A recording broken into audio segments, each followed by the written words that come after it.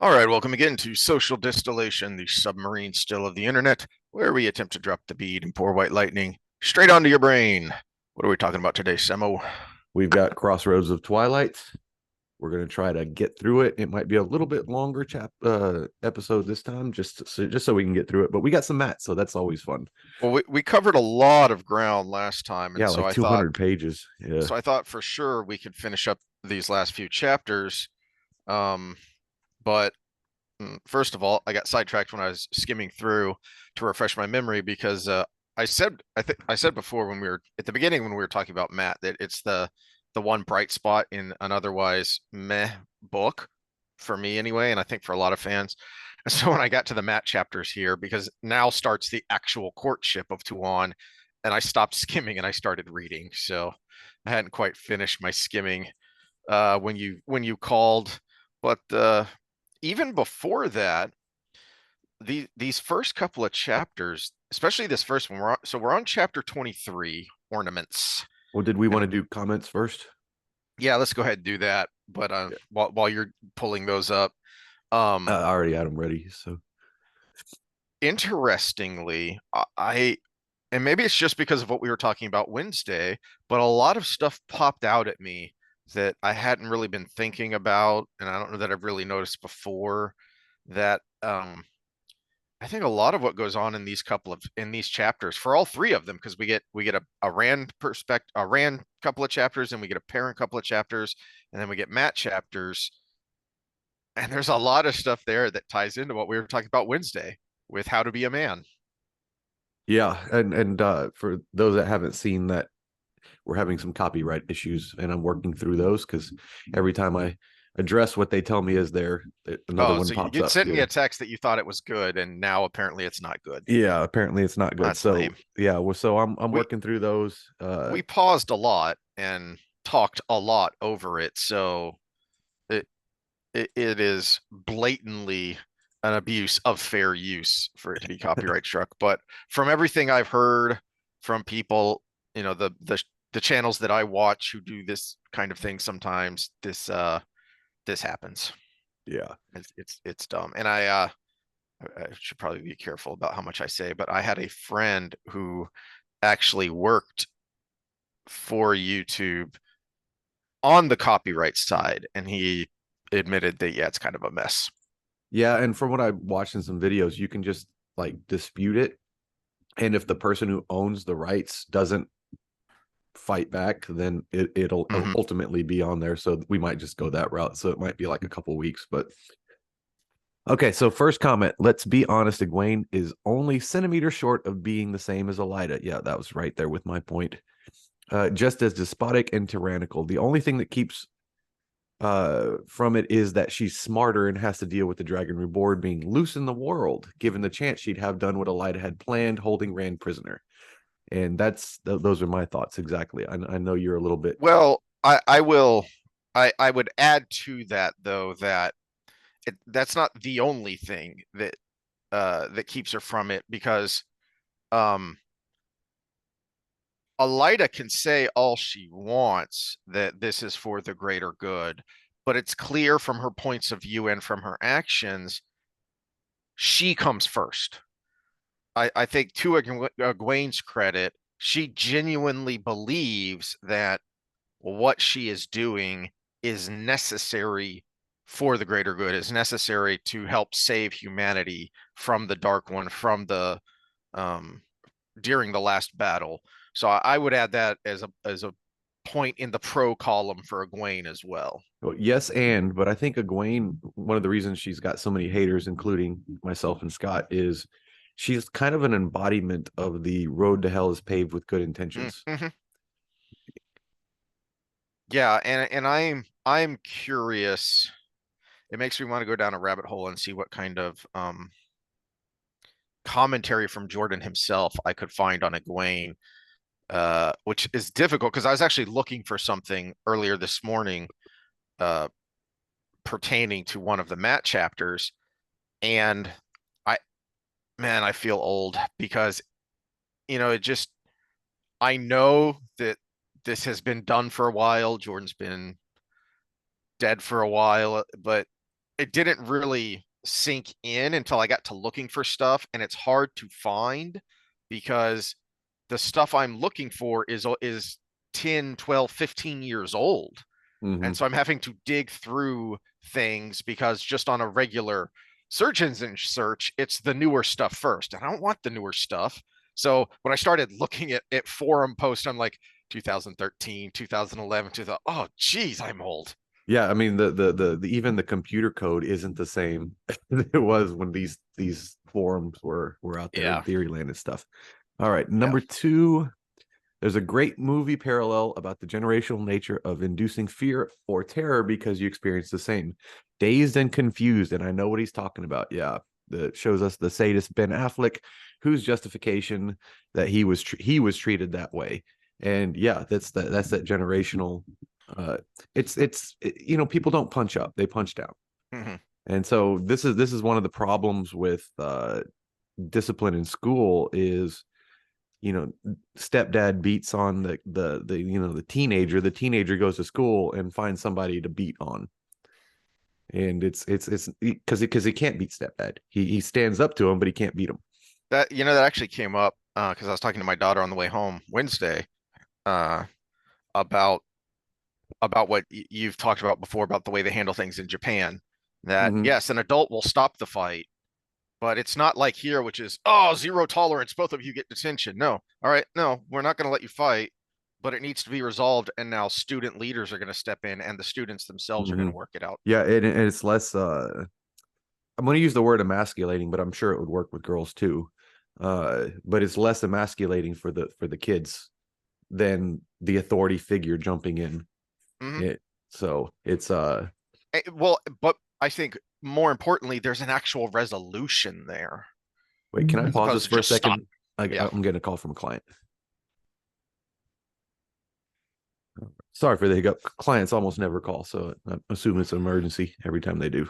All right. I Uh, don't remember where we were. So let's just move on to the last comment. the last comment is Lee Butler is a very talented female book reviewer that was allowed to do the official chapter by Tor books. Her column was very helpful in the period when the books were unfinished. I'll have to check that out. Yeah, I hadn't heard of her. I had this pulled up because I was using it. Yeah, 2011 is when this article was published on Tor.com.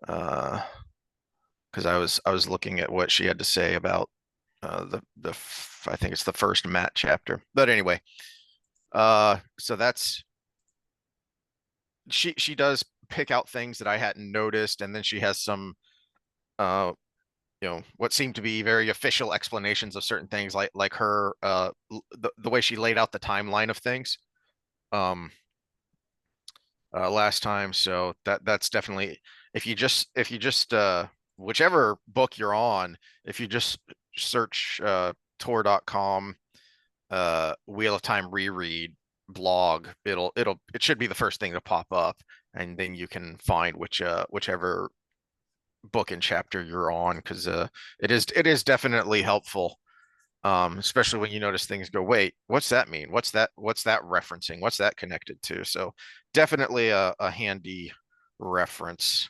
All right, so on to the actual chapters that we're on. um You know, we I brought something up for our next social episode, and it was still up in my tabs, and it makes me think of Matt because of his experience with the girls and the Dragon Reborn. So here's a headline for you. If you're just listening, it says, "Woman sues man after rescuing her from drowning." that is that is right on point with so much of Matt's point of view in these chapters about, you know, uh his line of thinking about the way, women will make you squirm, the way women will punish you, and etc. and so forth. Yeah, well, and it's part of our, you know, Nynaeve redeems herself, Hmm. but it's part of our it is the beginning of the Egwene hate because she never does it. Even though he bows to her when she to protect her as the Emerald seat, she never Yeah, gets the that's a good hint point. that Yeah. he's on her side. and she just always treats him like the rascal that everybody wants to. Yeah, in her mind, he never stops being a 13-year-old rascal, as you put it. Mhm. Uh, no matter what he does, and again, she was there when he was being praised for the one who killed Couladin, Mhm. Yeah. and at the formation of the band. So she absolutely knows what he's capable of and what he has become. Yeah. But she's still her. But you know, You to know. her credit as a character, this isn't out of character, because that was my point last time. Is you saw this all the way back in Eye of the World, with the way she behaved at Mhm. the very beginning, with the way she behaved when she basically took over or tried to take over when it was just her and Perrin, and then even again when Elias showed up, she still was trying to act like the one in charge. But Elias is a 50-year-old man who's been around the block more, Yeah, more than once, and and we he get just the looks inner at her. thoughts of Perrin that is like, should I kill her now for her own good? She's never privy to those things. That's a good point. That's a Yeah. good point. And again, that ties perfectly into what we were talking about Wednesday, which may or may not be up at some point, about the song. What's the title of the song? To be a man. To be a man. Yeah, Yeah, about by what it is to be Dax. a man, and so much of it, the chorus is all about keeping all that stuff inside and just doing what you have to do. And I mean, that aligns perfectly with that of she'll never know. He has to carry that burden, and she never knows. Yeah. And it Well, eats at him and to this day. It eats at him in these chapters. it's a little disconnected these days because, you're a lot of things that make men are outsourced to grocery stores and police Hmm. forces and Hmm. stuff. Hmm. Hmm. But the men who are actual men and they take that job seriously, there's a reason we don't feel emotion the same way as females. Because if we did, That's a good point. we would be destroyed every day. That's a good point. Yeah. All right. Chapter That's 23, right? yeah. That segues nicely into this chapter because um Because it's Cat Swain and she's like the only yeah, yeah. reasonable woman in this whole book. No, no, no. Yes, but she has this gaping blind spot that you see in this chapter. She has this huge blind spot that you see in this chapter, and it is when it comes to relations with men and women. She is she is very smart. She's very iconoclastic. She's very self-assured and confident, without without veering too far. She does veer into it, but without veering too far into the overconfident arrogance of so many Aes Sedai. Mm-hmm. That's why she is such a favorite Aes Sedai of the fans, of the readers. But she still has that gaping blind spot, and you see it when she's dealing with and thinking about men, M-I-N, and then later, same thing with Nynaeve, where she's looking down on Nynaeve because of how she acts around Lan. And she doesn't see that it's because of Lan that she is who she is now, that she's able to be um, the strong woman, the strong Aes Sedai, the leader that she has become. And it is because, as cheesy as it is, the Jerry Maguire line, "You complete me." Yeah, it's it was so profound and you know touched people because it's so true and yet so simple. That yeah, in a good relationship, that's what it is. You're not complete until you find that other half, and Nynaeve did, and it Mm-hmm. was the perfect match for her to to elevate her, because she was already, the buzzword of the day of strong female. She was already a strong woman, clearly in a position of authority, and yet when Lan came along and helped temper her temper, among other things, it elevated her, to exponentially. Um, Yeah, that's the and hard part about the characters in an epic novel like this is you still have to follow the laws of things like hypergamy. She needs to date a crossing up. mhm. Well, I and mean and that was the only person in the whole damn series that is a crossing up to her is Lan. yeah, I think you made that point way back in like chapter 10, 12 of the Eye of the World when we first started this, was Nynaeve is the most masculine woman in the books. Mhm. And it sounds odd because you think of someone like here what we're in here with Eganon, because she's, you know, very masculine physically as well as in attitude because she's a soldier. And yet, no, I think you're right that Nynaeve is more masculine than she is in temperament, which Mhm. is really where it counts. And so the only person she could be with is the most masculine man in the books, who's Lan. Um, and you get that, and you get the blind spot Cadsuane has here, which is which is why I like this chapter, because it is a very lengthy chapter from a minor character's point of view, which you don't get a lot, Well, I which is think why there's it's a so little bit insightful. of funny play in there, and I don't know if Jordan did this on purpose, but the wisdom, who is the epitome of wisdom in this Mm-hmm. series by the name, he's probably the wisest man in the series. Mm.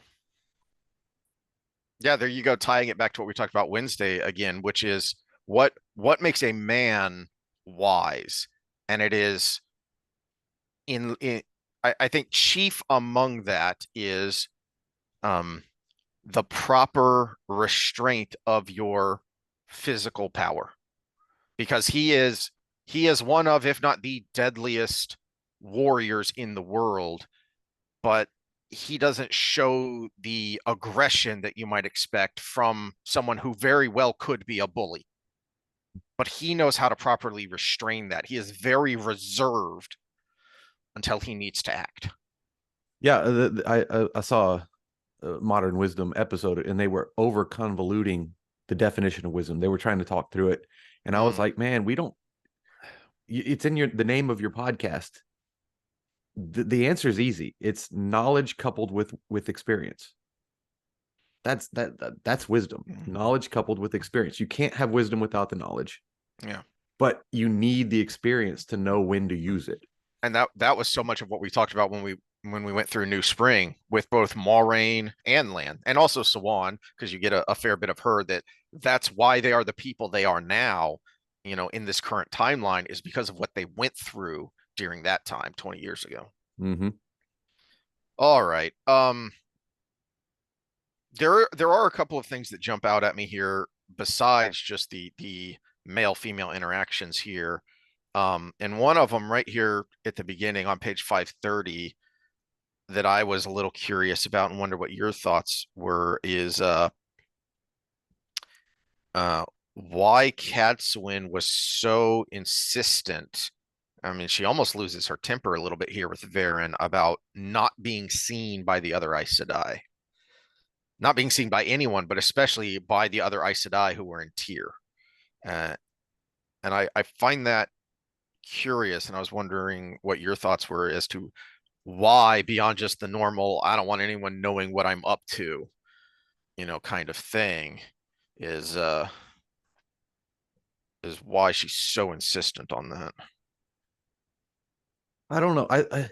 I feel like because she's so famous that it's almost like she feels like it would hinder the plan for people to.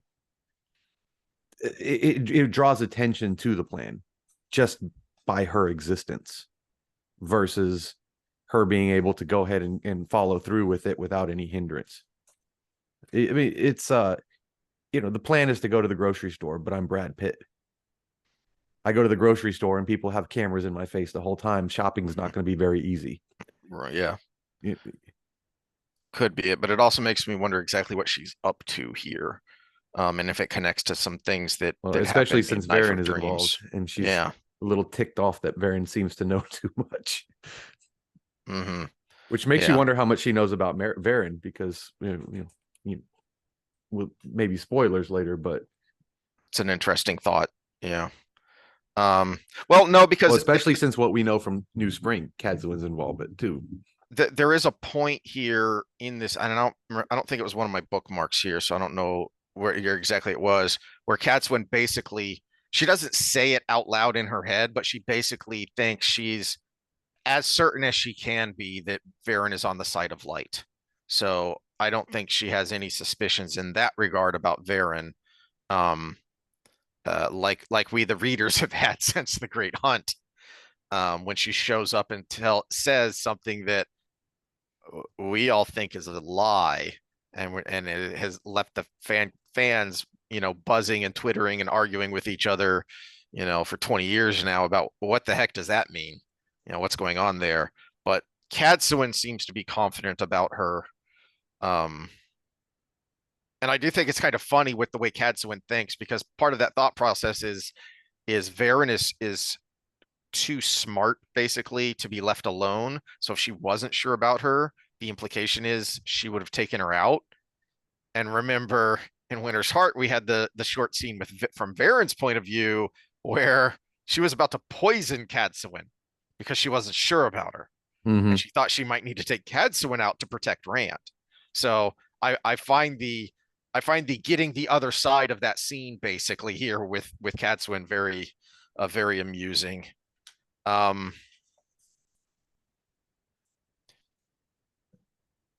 Jumping now a couple pages to 534 was my next bookmark, where she's standing with Maris, whatever, looking down on the warders training, and Jahar Narishma's youthful exuberance as he's sparring with Lan and can't get a hit on Lan, and wants to keep going. No, it's someone else's turn, but no, he's going to keep going. Uh, so I like you get that, but then you get Cadsuin's thoughts on this as she's looking down on it, and her thoughts on the other Aes Sedai and their warders. This is where she's thinking about Nynaeve, which we've already talked about. But you also get an interesting, um, and I don't know if I've talked about this or had this thought before, about how the Aes Sedai are strangely masculine in a lot of ways. And I'm wondering, and you would think it would I make have a them different word. okay. No, they do have some masculinity to them if you attach the element of power and authority to Hmm. masculinity. Okay, so there's that, which is, in the not power wielding sections of the world, it would be flipped, except for far modding, apparently. But Mm-hmm. uh I actually think they're deprived. There's a little bit of depravity. They went through, I mean, they're teenagers when they go to the tower. Yeah.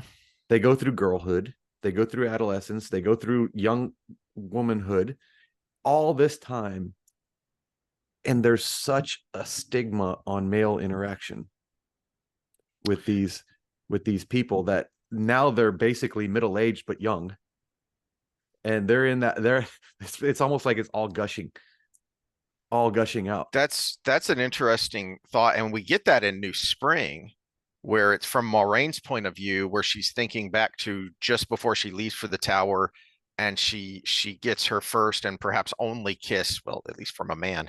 Anyway, uh, before she leaves, um, and so she's surprised and then shocked that Sawan knows how to handle men, that she's able to flirt to get what she wants, Mhm. and Moraine is shocked about it, and then even more shocked that she's doing it with a groom.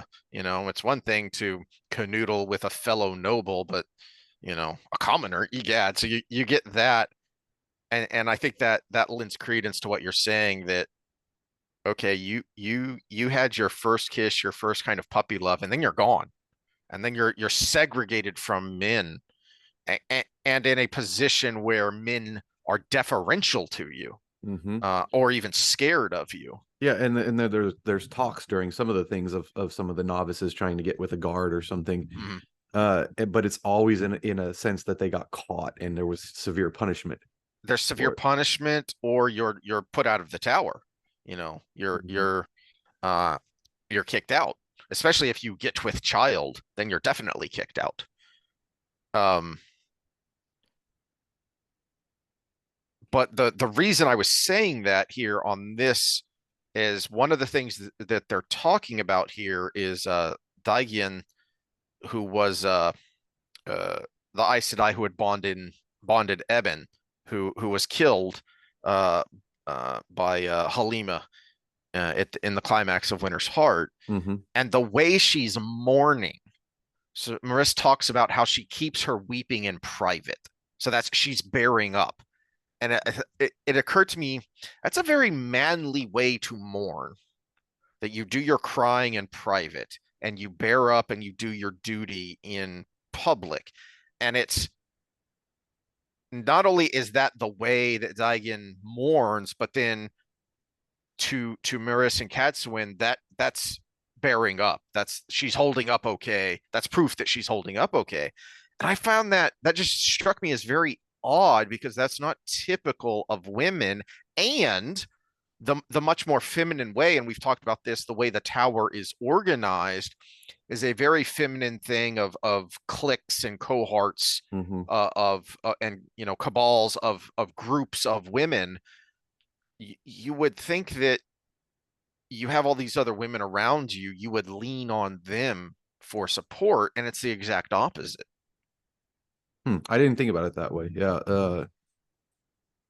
I wonder if the fact that they've come from so many different Rift backgrounds to begin with, so they have their Ajaz, and they have the split of the tower, and they have how they've sworn to Althor and all of these different things, and maybe those rifts were enough. But yeah, I didn't even think about that. It is unusual for that to be the way. And it was much more explicit here because you do get hints of this earlier when we have seen Aes Sedai who've lost warders. You do get kind of hints of it about making sure she's okay, but um, their way of making sure she's okay is making sure she has something to do, which again is a very manly way to think about it. So what I want to know is, when their warder dies, do they pinch their nipples? Did I give you an aneurysm?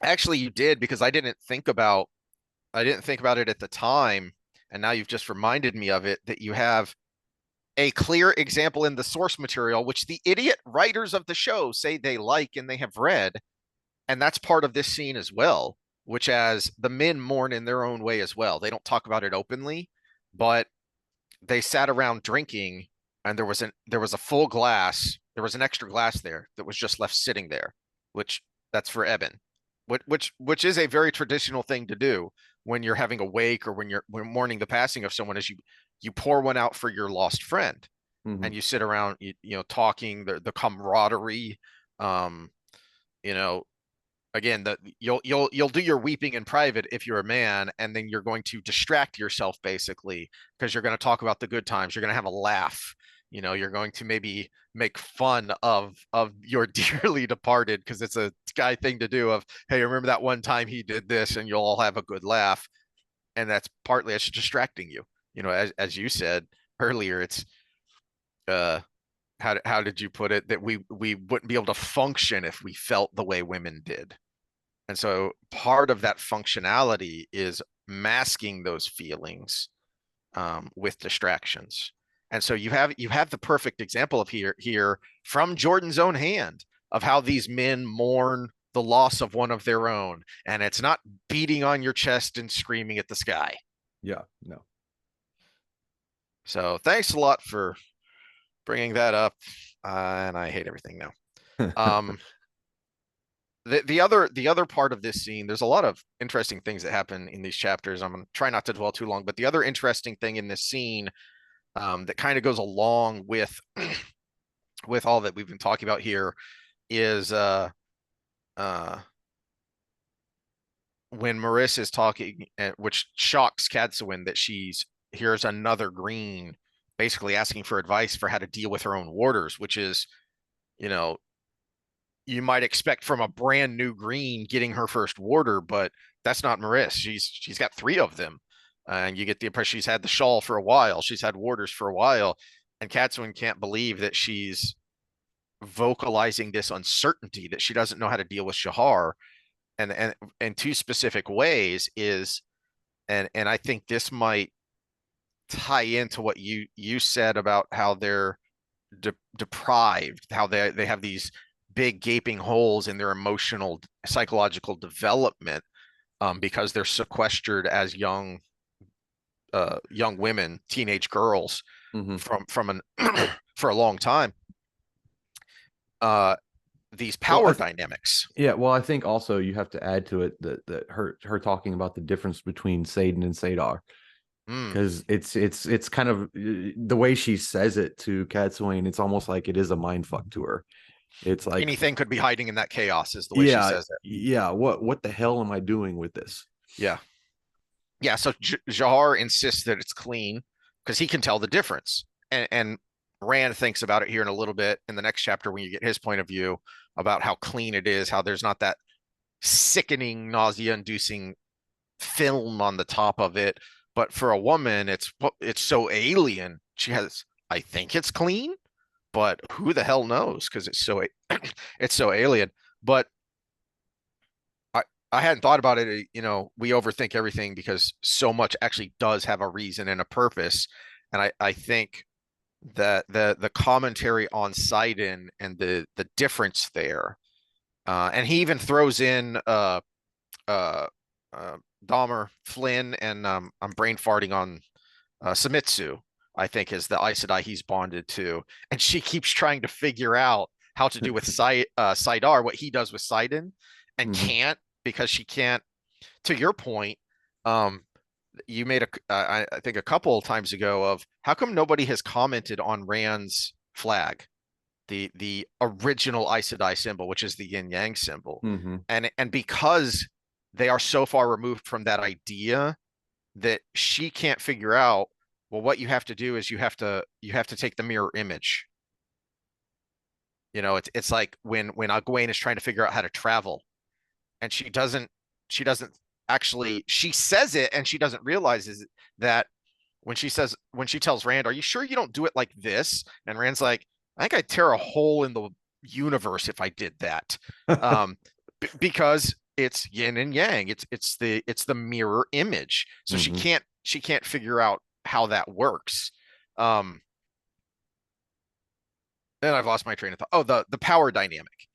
And I think part of that, part and parcel to that, a component of that is um this hierarchy that the Aes Sedai create as authority figures over men in general, and they especially enforce that with their warders. That and you get this early on, and you're not sure what they're talking about because you don't see the relationship until way later of other Aes Sedai and their warders. That Lan and Moraine have a very odd uh warder bond and relationship because they are much more partners Mhm. than other Aes Sedai and their warders. Well, yeah, and it's the I think I mentioned this. I don't remember if it was in a Wheel of Time episode, but the difference between men and women in a lot of ways is women try to control their environment, men try to control themselves. Mm. That And fits perfectly with what's happening here with what Marissa's talking about. mhm. Because one of the things first, the dragon pin. Rand gives Jahar the dragon pin. That he's earned the dragon. He's a full shaman uh, now because of what he's done. And Marissa takes it away because he's at the stage where he can only accept things from me. It's like training a dog, Mhm. you know? And that's exactly what you would do with a dog. If you're trying to imprint yourself on a dog so that it accepts your command, it accepts you as the leader of the pack. And then that's how you do it. It's you, Which is the one treats, reason the I rewards push, have to come from you. which is one reason in our little arguments and the social episodes that I push back on the modern marriage dynamic is actually the key word there is modern. It's the if mama ain't happy, nobody happy mentality where Mm. mama train it's become acceptable that I am a trained dog to be a good husband. It's not a partnership. It It's is not a much more like, partnership anymore. man, I Yeah. wonder, okay, we have reason 7,242 why Jordan has to be canceled. Was he consciously commenting on that because he writes the women so well and he writes the male female dynamic so well. I wonder if that was a purposeful Okay, commentary let's on put a that. let's put a pin in that because we're about to get with Matt and Tuan. And Yeah, until yeah, Sanderson took yeah, over, Matt and Tuan was a good yes, dance. Yeah, it So was great. I yeah, again, couldn't get through the skimming because I started reading word for word there. let me Um, make sure I have a but reminder. then so there's that, and then the next thing Maurice talks about is she is genuinely scared that what happens if Shahar's more powerful than me? Because women, pretty much from the beginning how powerful she's going to be, and and her power grows in a linear fashion until she reaches her peak. Men, uh, male channelers, as she says, as we learned, I think from Taim, I think he talked about this, Mm-hmm. is that men grow in fits and starts. Mm-hmm. They grow in jumps, and Oh, so it's like growth spurts. yeah, yeah, Yeah. that's a great way to put it. Is that but between my seventh and eighth grade year, I grew like 4 inches. Giggity. Over that summer. um, and then I Unfortunately, that's didn't. the only 4 inches, but it's Oh, oh. yeah. But science has proved you only need 3.25 inches. That's the size of a credit card. Yay! I got it. Wait, cut that part. Edit that. Um, but We're then I didn't have another growth spurt until sometime in high school where I grew a little bit more. And so that's a great way of putting it, and it makes perfect sense that then that would be how male channelers would work. And so I find it interesting that she appears to be genuinely scared and not know how am I going to deal with him as my warder if he's stronger than me. And I've trained people that grew so fast, boys that grew so fast, the muscles were ripping away from the bone ow, because the bones grew faster than the muscle. ow, Yeah. So that's interesting thing. So if you have kids, if you have sons at that age, yay. have fun with that. Yeah. Um, but to our point, if she had a relationship like Moraine had with Lan, I don't think she would be worrying about that. It's like we talked about a long time ago with we're in odd relationships because usually if the woman makes more than the man, that relationship doesn't work and doesn't last. But we're in unique positions because we had developed our relationships with our wives before that happened. So that we already had a dynamic worked out that didn't threaten us. I mean, it causes problems, but it doesn't threaten you. And if Maris had a partnership with Shahar, I don't think she would be acting like this. Yeah, but she's also, when it comes to relationships with men, she is a 15-year-old girl at this point, even though she's what, like 80 or something? Yeah, yeah, Because she's in the New Spring, right? I believe she's in New Spring too, I think so. as an established already person there. Yeah, So that's yeah. 20 years ago, and she's established. Hmm. Um. All right. Let's get moving here. So we move on to a Rand chapter. Uh,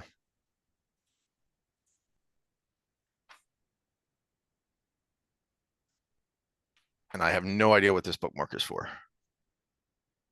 What page? 548. So we Oh, finally get Loyal. you jumped way ahead. Okay. Yeah, Yeah. yeah. I mean, we could have stayed on that chapter even longer, but I was trying to move Yeah, things. because there's stuff with Elsa and Olivia that was intriguing. Oh, here it was. Uh, yeah, but we'll get to Elsa uh, when it actually when the point of her as a character comes to its climax in the next book. Yeah. And so we can talk a little bit more about that. Or here at the end of one of these chapters, you get her saying straight out in her head that, well, of course the Dragon Reborn has to be protected because till the last battle, because then how else can the Great Lord defeat him? So that's Jordan.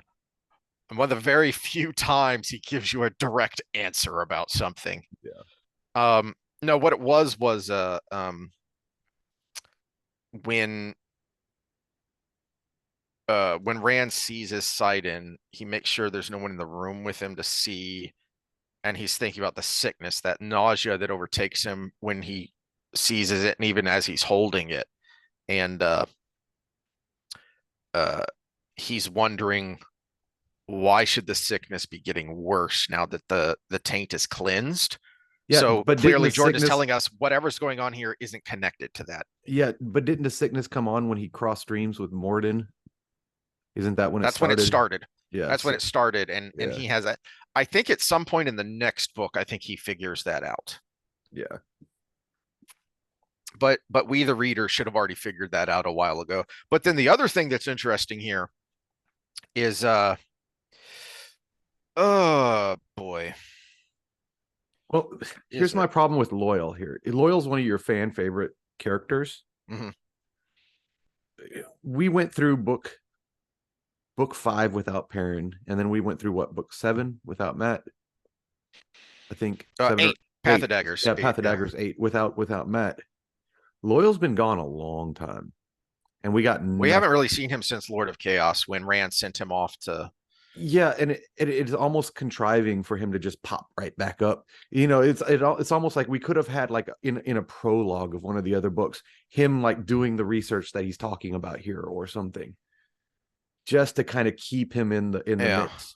You know. Well, we did get him at the end of Winter's Heart when he shows up in Karheen, so at least it doesn't come completely out of the blue. Mm-hmm. Um, because that's. But you're right. It has been a really long time. And he's really pushed to the background even here when he finally shows back up, Yeah, which a is a bit shame. character that's already dead, so we can talk about him that showed up periodically, and it was done in just the right amount that it kept you intrigued. Was Carradine, the White Cloak, Mm, Bors. hmm It was just like peppered in just a little bit here, just a little bit there, and it kept you intrigued with that whole storyline. hmm And we could have done that with Loyal leading up to Yeah, and him. I'm going to talk about that more when we get to the Perrin chapters of it. It is one of Jordan's failings is that he writes so well, but he doesn't always focus on the things I think he should, and he seems to spend more time in places where he doesn't need to spend time. Well, Scott made this comment. I think it was book 2 we were talking about still, and he said that there's just so many characters that it just gets out of hand. And I think he did it so good with some of the characters, and then like integral characters like Loyal, he kind of dropped the ball every once in a while. It's almost like he was trying so hard to keep some of these bit characters in your mind that he did a better job with them. Mm-hmm. Yeah, Alundra, the and Illuminator, and, and Loyal kind of Sheridan. gets taken for granted because Yeah. he's been there since early on in book 1. He's been there. He was a Yeah. major part of book 2. So And then just and all throw him these back in things. there. Everybody's gonna be like, okay, cool, Loyal's back. Woohoo. Yeah, yeah. Yeah. Um. So the other thing that was this bookmark was for that I found interesting was the top of page 549. Um. In that moment of weakness, the dead man reached for Sidon. Rand could feel him clawing for it greedily. Was it harder than it had been to push him away? In some ways, Lews Therin seemed more solidly part of him since Shadar Logoth. It did not matter. He had only so far left to go before he could die. He just had to last that far, blah, blah, blah. Anyway, so I found that little nugget interesting. And Rand should know what that means because Cadsuin told him when we first saw it, when she first shows up, that the voices, yeah, you're hearing voices. All men to some degree hear voices, and it's because the taint breaks down the barrier between your past lives. So it would make sense that um the with the taint being gone, to me it makes sense. I'm curious your thoughts. It makes sense that that voice, that previous soul, is more solidly part of him, um because it's not Well, there's no longer that chaotic influence on it. it would make sense that it would stop the progression of it because you're removing that kind of Mm-hmm. the siphoning force to the I call it the world of dreams connection, but your past lives connection. Mm-hmm. But there's a big but here.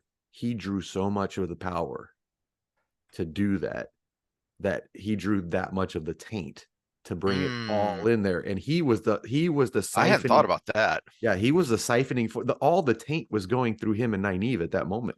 Nynaeve comments on it in her head on how the hell does he deal with this oil and crap that is Yeah. going through there. He basically had the freaking Exxon Valdez oil spill in his head the whole time they were doing that. And what it take like half a day? I hadn't considered that there is an acceleration of Rand's of the darkening of his character. Mm-hmm. And I hadn't thought about he touched all of the taint. Yeah, Touch yeah, yeah. He had to the clean it taint. Yeah. because if he didn't touch all of it, then there would be still some left. So put a pin in that because we're actually He going is to the see brawny that. paper towel soaking it up, right? We're actually going to see that represented visually. And I hadn't made that connection later when something about the madness is figured out. And I don't remember if it's next book or the book after. Yeah. Do I? So we're talking about. Do I need to save this for spoilers? The weather in him The weather? Oh. because No, it's no, in the no. prophecies. No, yes, and that comes from Arthurian legend. And you see that if you've seen the movie Excalibur, Mm-hmm. that uh the land is dreary and dying when Arthur has gone to a dark and bad place because of Lancelot and Mm-hmm. what's her bucket. But now, okay, And so we get that from the prophecies that the land is going to be affected by Rand's mood, basically. But now think of it in reverse. What happened when they used the Bowl of Winds? Did does it work the other way? Does his mentality get affected by the changes created in the world? They're connected. It's a two-way street. And all of a sudden he starts you know having what? That's a good trouble with point. the power. And all of a sudden he starts getting really weird results I, because something outside of him affected the world, but the world is connected to him. he's in a negative feedback loop, and I think you get that from that paragraph there about he only has his mentality is I just have to make it far enough to die until I Mm-hmm. can. He's Yeah. looking forward to it Yeah. almost. Robert Jordan definitely read Nietzsche. Oh, that was the other thing from that Maris section is she's talking about Jahar and uh he expects to die and accepts it. Mm-hmm. The other warders, they're warriors. They know they could die any day at any moment because of the line of work they've chosen. But Jahar expects it. And so each hour he's expecting this could be my last. And that's a big difference between the Ashaman. It's part of the darkness of their character that is part of Min's vision of Katswin has to teach Rand and all the Ashaman something. Yeah, and it's this is something that I've become more stoic over the years. And one of the things was it's kind of in 2011, my little sister passed away. And that hit me hard because it was the same heart condition I have. And all of a sudden I felt mortal and I panicked with everything. And later on down the road, it kind of manifested, the stress of that manifested in me having more issues. But then on the tail end of that, it was like, you know what? I'm going to take the Richard Dawkins approach. Of course, lots of mental hiccups through that process. I'm giving you the fast forward Cliff Notes version. Mm-hmm. The Richard Dawkins approach was, the universe has been around 14.5 billion years before I was born, and I wasn't inconvenienced once. And neither was it about you.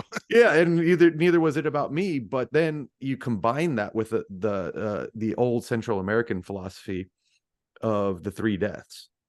The first death is when you realize you're mortal. Mm. The second death is when you actually die. And the third death is when the last person says your name. And so ever since then, I've just been saying, you know what? Let's extend how long the last person says my name. And ever since then, it's almost like death isn't even scary anymore. And Jahar's not there yet. Jahar's almost in that adolescent phase where you're looking for it. You're looking for the fight, and death is the ultimate fight. Where someone like Dahmer, he knows he's going to die at some point, and he's not afraid of it, but he's mature enough to say, you know what? I'm not going to hurry this along, but I'm also going to do my job. That's a good point. And again, back to everything being connected, the more and more I see the organization of the chapters as purposeful because you're about to get that out. You're about to get that exactly from Elias talking to Perrin here in a few Mm-hmm. chapters, Yeah. Okay. Yeah. Let's go and fast forward because I got a note about Narishma on here, Jahar, and it's part of Rand's progress because we talk about him knowing he's just working his way towards death, right? Uh-huh. But people like Jahar need him to mature. Rand's maturity is basically the father figure to everyone else behind him. Uh, okay, yeah, Jordan did it to me again with the similar names. Um, Oh, what would you look at? Samitsu isn't who's bonded to Flynn, because that's who Katsuin is talking to here in this chapter, who was the one she left in Karheen to keep an eye on things. Um, Samitsu was a yellow though, still too, right? yeah, Yeah. she's also Okay, a so she yellow. was also a yellow. Yeah. Um, dang it, why aren't you telling me? Uh, was it Sumeko? Is that who he's bonded to? That sounds right. That sounds Yeah, right. that's the other yellow that's with Katsuin. Yeah. Yeah. Okay. Okay, so Darn we're you and with your similar names. All right, so I just wanted to yeah, straighten that out. we already used that meme. All Yeah. the Spider-Mans pointing at each other. Yeah. All right, so let's move along here. Do you have any thoughts about Rand's so jumping to 556 is when we go back to Rand's point of view and he's losing his temper and he's shouting at Logain. Um No, that's I'm going to save some of this for spoilers because he's in that same note I have with Jahar. okay. Yeah, Uh and but just on the surface level part of it, this is almost inevitable because anybody who's ever run a business or managed anything and you go into another situation where someone else is in charge, there's going to be heat. There's going to be heat there at all because you already kind of set in your ways a little bit. And Logain's not an idiot. Logain's he's a seasoned dude. He almost took all of we Geldon and we don't know a he lot about him, but we are told he was a minor noble, so he knows mhm, something about politics and about leadership. yeah. But he also look at all he did before the tower finally captured him. I mean, he was a minor dictator at one point. So I just had a thought pop into my head here because so at the bottom of 557, what you're talking about, Logan goes off on this mini rant of his own in response to Rand. He's clearly annoyed and agitated, but he doesn't lose his temper, and he tells him, Time gave the order. I assumed it came from you. Time does a great many things people think are at your direction, but he Yeah, has his own that's the plans. second part I was going to get to was Yeah. he's And actually in the grind mm-hmm, doing the work. where is it? Uh, no matter what you've done, it is time to turn your eyes to the Black Tower before time splits it worse than the White Tower is. If he does, you'll find the larger part is loyal to him, not you. They know him. Most have never seen you. And it just popped into my head. We've talked before that Egwene and Rand are parallel characters. Mm-hmm. Yeah. That's in large part that's why they don't end up together because they're too similar and they butt heads because of that. And it just popped into my head that there's an interesting difference here where that they're polar opposites in the way they react because Egwene Well, becomes because dictatorial in yeah. her attempt to fix the schism in the White Tower, and Rand just ignores the schism in the Black Tower Mm-hmm. to his detriment. Yeah, I was gonna say if Rand was like Egwene, he would have gone and made them all swear on the oath rod. But you know, it's it's but Rand is a I don't even know. Let me gather my words on how to describe the way he is here because he While you're basically he's got a very ostrich parasitic syndrome about yes, him.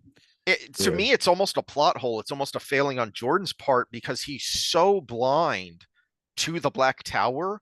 And we know from the very beginning he doesn't really like and he doesn't really trust Taim from their early interactions way back in Lord of Chaos. yeah, but he also has a tendency to push against Lews Theron's voice, and his Mm, distrust for the tower is Lews Theron. that's a good point.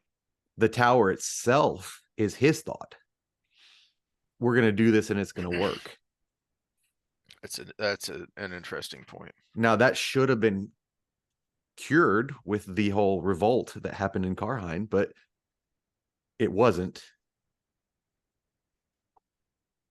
That's a good point. All right.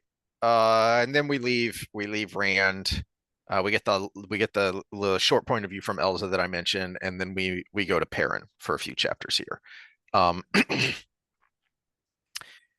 The first Perrin chapter, as I was skimming through, I actually said, you know what? This is one of those points where Jordan is good in spite of himself, because this chapter is, to me, illustrates all of our ranting about the Perrin storyline that goes on for, several books here, because this chapter is short and sweet, and it tells you what you need to know, or it doesn't tell you, it shows you what you need to know in a interesting, compelling, but brief way. But then the next then he goes on for 2 more chapters, which drags it out. Because here you get a very quick sense of what's been going on, how the different factions and people are reacting now that they have finally found the Shido. You get a sense of the normal everydayness that you got early on from the very beginning that I liked, when he would go on about, having to pack food, which is something we don't think about, is, having to make sure you have bread and cheese and dried meat so you have something to eat over the next week, and that's a big part of what these chapters are about, is, the mundaneness of logistics, basically. But in this chapter, he keeps it short and sweet, and so I think it works, and it works well. And then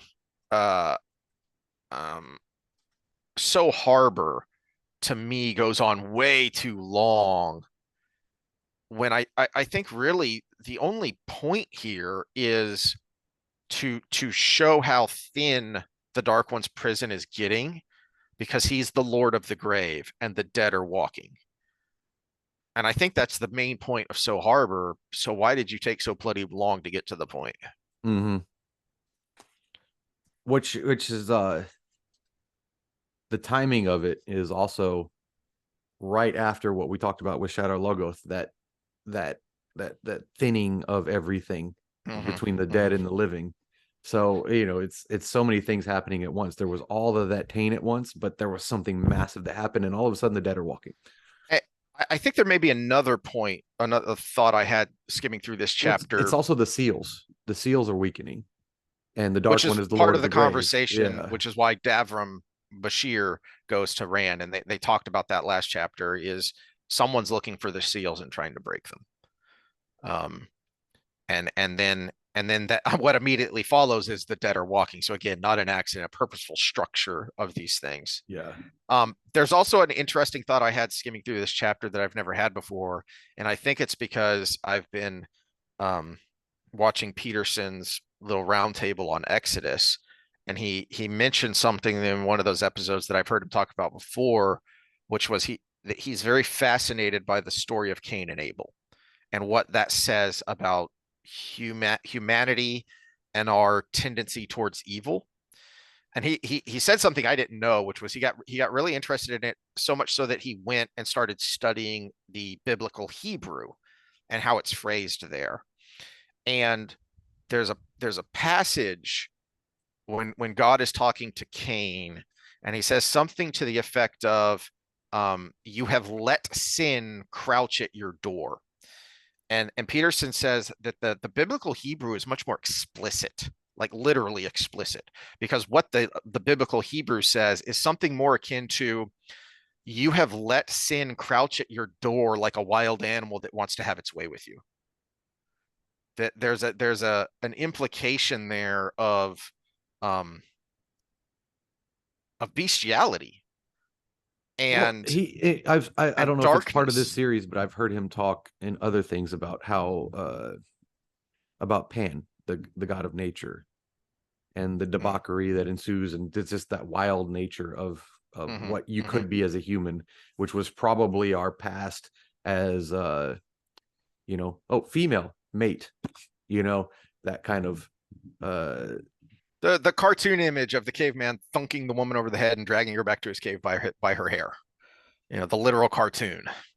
I don't know. You ever seen a girl ready to go? It's a two-way street sometimes, It's it's it's it's a wonderful thing. We might have to have a Yes. sexy time at some Well, point, so but but it's the point is that what he was getting at is that um Cain's murder of Abel didn't come out of nowhere. mhm. It's he had let darkness into his life, and even if he didn't act on it overtly until he murdered his brother, it was there. And I think that may be one of the points of the So Harbor chapter that gets lost, that I think gets lost because of the overly lengthy negotiation with the merchants. And Well, so it gets kind of yeah, lost. this is one thing we lose sight of in modern Western culture is I think I've said this before, the natural state of man is lazy. The Mm, natural state of all animals is lazy. mm. Energy conservation, yeah. Yeah, energy conservation. You find your food, you get your food, in our case we need shelter and those things, but every other moment of the day is lazing around because you're conserving energy. Yeah. Yeah, And well, you have to, because and it has Cain, been part well of documented that yeah, predatory hunts, only about 1 in 10 are successful. yeah, and You're going to Cain burn a lot Cain of energy. part of the problem with his sacrifice was he was lazy. Mm, And when he didn't get the rewards from being lazy that Abel got from being a hardworking, strapping young man, he got jealous. yeah, it's a And thought I so, hadn't had before. Yeah. yeah, so the natural state of man is lazy. So we're talking about nature. So you said the wild animal Hmm. at your doorstep. Our internal wild animal is the lion. You go on the hunt, you kill it, you eat the guts, and then you sleep. That's an interesting thought, because you get that component from the merchants who are just kind of sitting around letting things happen. But back to my point, the first part is that jumped out at me, the thought I hadn't had before, which is part of the point of So Harbor is to show what's happening in the world because of the breakdown of the Dark One's prison. But why is it happening, and happening so pronouncedly, in So Harbor? And this is the part that gets lost, because at the end of the chapter, one of the Aes Sedai comes up and says the reason the Lord had fled is because he saw his wife, who's been dead for years, and there was some question about how she died.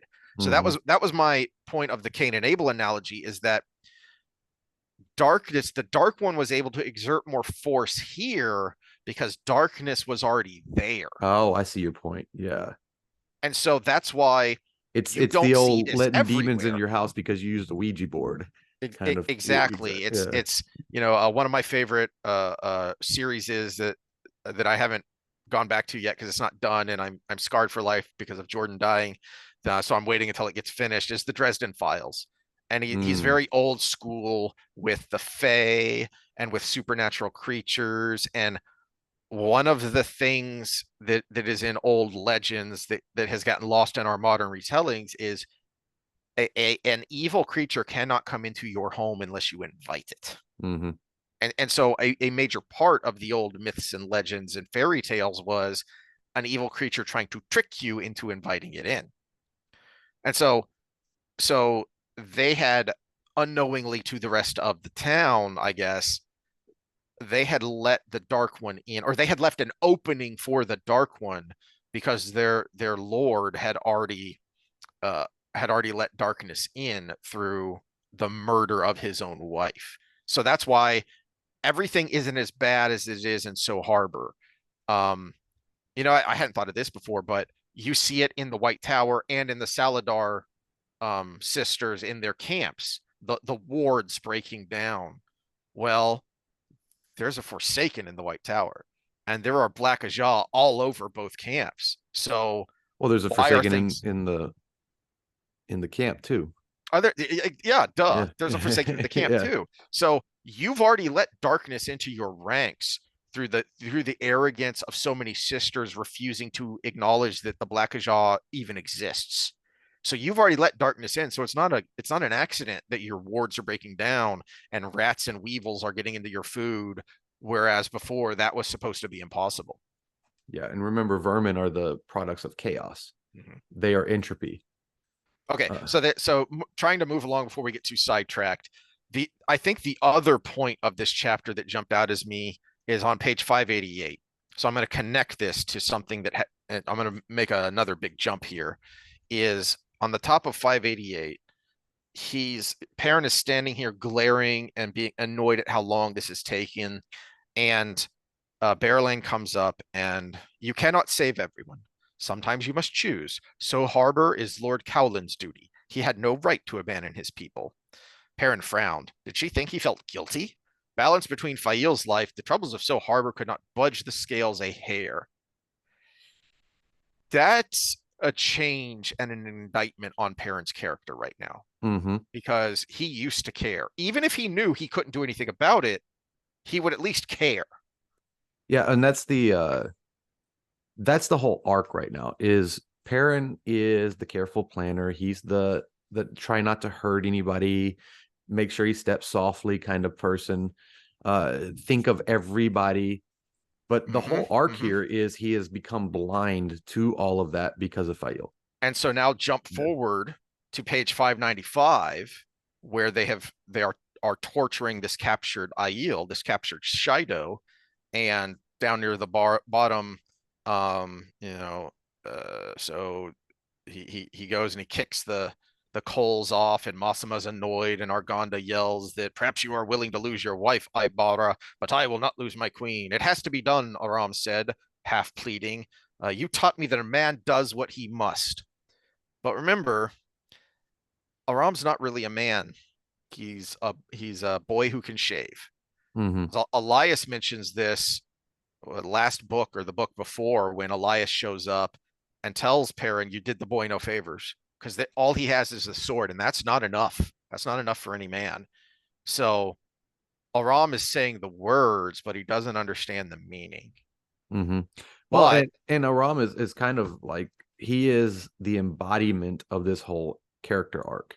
I think mm, I think Aram's part in coming into this in book 4 was for this area yes, because yes. he all he is vengeance and a sword, and that's what Perrin is becoming. And so the next sentence is Perrin forced his fist to a knot. What had to be done for Fail, and then he does something pretty freaking savage in cutting off his hand and telling him in a way that he means it. He regrets it later, but at the time he means it. He will cut off both your hands and both your feet. So you have 4 chances to tell me the truth. And even after that, I'm not going to kill you. He somehow instinctively knows how to get to the Aiel in ways that the others don't when he tells them, because what is ultimately what gets the Aiel to talk is, I'm going to cut off your hands and feet, and then I'm going to leave you in a village to beg and let boys throw things at you and mock you and maybe throw a coin to the poor Aiel savage who used to be a great warrior and now has to beg to survive. And that is what cracks him. Um, and he gets to that point because he has stopped being who he was in the first half of this series, which is great, which is why the story works. The problem is it just takes too damn long, Mm-hmm. and not long in terms of the timeline of the series, but Jordan spends too much time on it so that it becomes a slog. There's too much extraneous stuff. There's too much bartering with the merchants and winnowing out the weevils. There's too much of that kind of stuff. Whereas even as much as I like Perrin, I would have enjoyed the series more if he had been more reserved with the time he spent with Perrin, because the entire arc in this last half of the series from when he first leaves Rand to go on this mission. The entire point of it is to get to this point where he throws the axe away.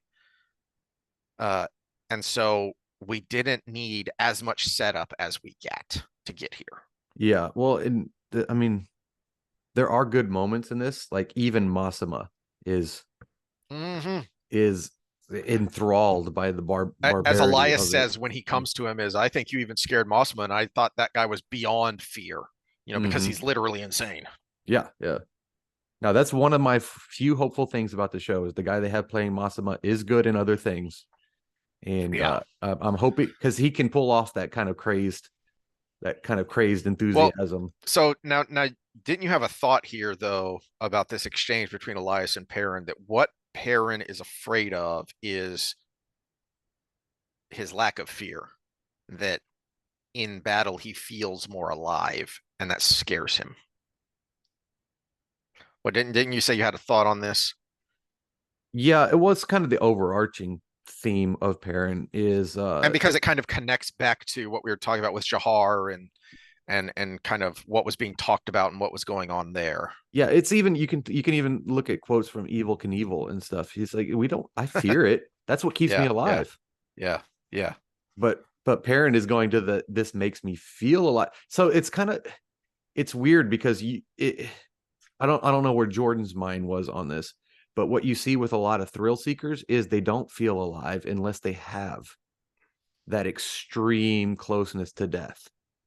And it gets worse as a concept creep. It gets worse and worse and worse as they go until they ultimately die. Like that rock climber that just died not that long ago, the free climber. Mm. And they just have to do the next bigger thing, and they need that to even feel anything. And Elias's counterpoint to Perrin is, son, that's not you. You don't have anything to worry about because you have this solid core, because and Elias doesn't put it in these terms, but because of how you were raised, you had a good family, and then you went into your apprenticeship where you get a second family in Harold and Elsbeth Luhan, who helped to reinforce those values that he got from his parents, and then add to that the connection with Fail and how she completes you and how she helps you be a better man. Um, that you don't have to worry about becoming this thing that you're afraid of. It's not you. And in a lot of ways, I think what Elias is saying here, what Jordan is saying is the quote from Hamlet: "To thine own self be true." Is basically what he's saying is just to thine own self be true, and you won't have to worry about becoming this monster that you fear. I'm gonna need to pause this for a second again. I was about to say, let's pause for a second here with that, because we're about to get to the Matt chapters, and let's collect our thoughts there. Okay. So, all right, so a little hiccup there. Now we're back, except Sam messed up and he doesn't have the hat on, because now we are on chapter 28, a cluster of rosebuds. Um, I had it there's a ready though. there's a lot of interesting stuff in here. So I'm curious where you're gonna go. Or do we need the Actually, Macho Man hat? oh yeah. Oh yeah. Um, Actually, sure, that works, because there's a lot of Macho Man. There's a lot of pro wrestler in Matt, in the way he can. I mean, Matt is someone who could cut a promo, as they say in the business. Matt is definitely someone who could cut a promo and then back it up in the ring.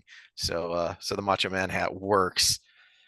Before we get into the Matt stuff, though, there was something here. Oh crap! I just took my bookmark out. So where the hell was that? Wait, I need the Anyway, sunglasses too. um, oh, okay. So it's page 611, 612, where where the girls, the Aes Sedai and the Soldam have come back, and so he's getting some 613. Here it is.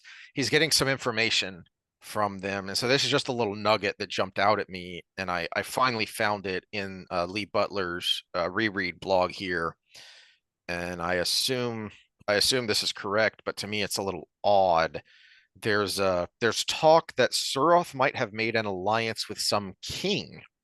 At least there's considerable talk of some powerful new ally, and those settlers are all frightened of the witch. But okay, so uh, and that was from Julian, and I couldn't help but think, wait, what? Uh, what the heck is this about? Of this alliance that Suroth is making. And my first thought was actually her first thought. She did the same thing of thinking this that we're jumping forward in the timeline here, and this must be referring to Rand and his because we find out at the end of Rand's chapter he's sending um Bashir, Logain, and Loyal as a peace envoy to set up negotiations because as he says, I can't fight the Dark One and the Sanshin at the same time. I thought it was reference to Um, Perrin though. it can't be Rand because the timeline doesn't work because just the next page or a couple pages later, um, you get a hint that yesterday in this timeline, yesterday was when the taint was cleansed because Matt thinks about how the Aes Sedai were going crazy, that something was up. They were all a Twitter, and he had no idea why. And I think that's Jordan telling us this is where this fits in the timeline is that we have gone backwards, actually, not forwards. Um, Butler's thought is, um,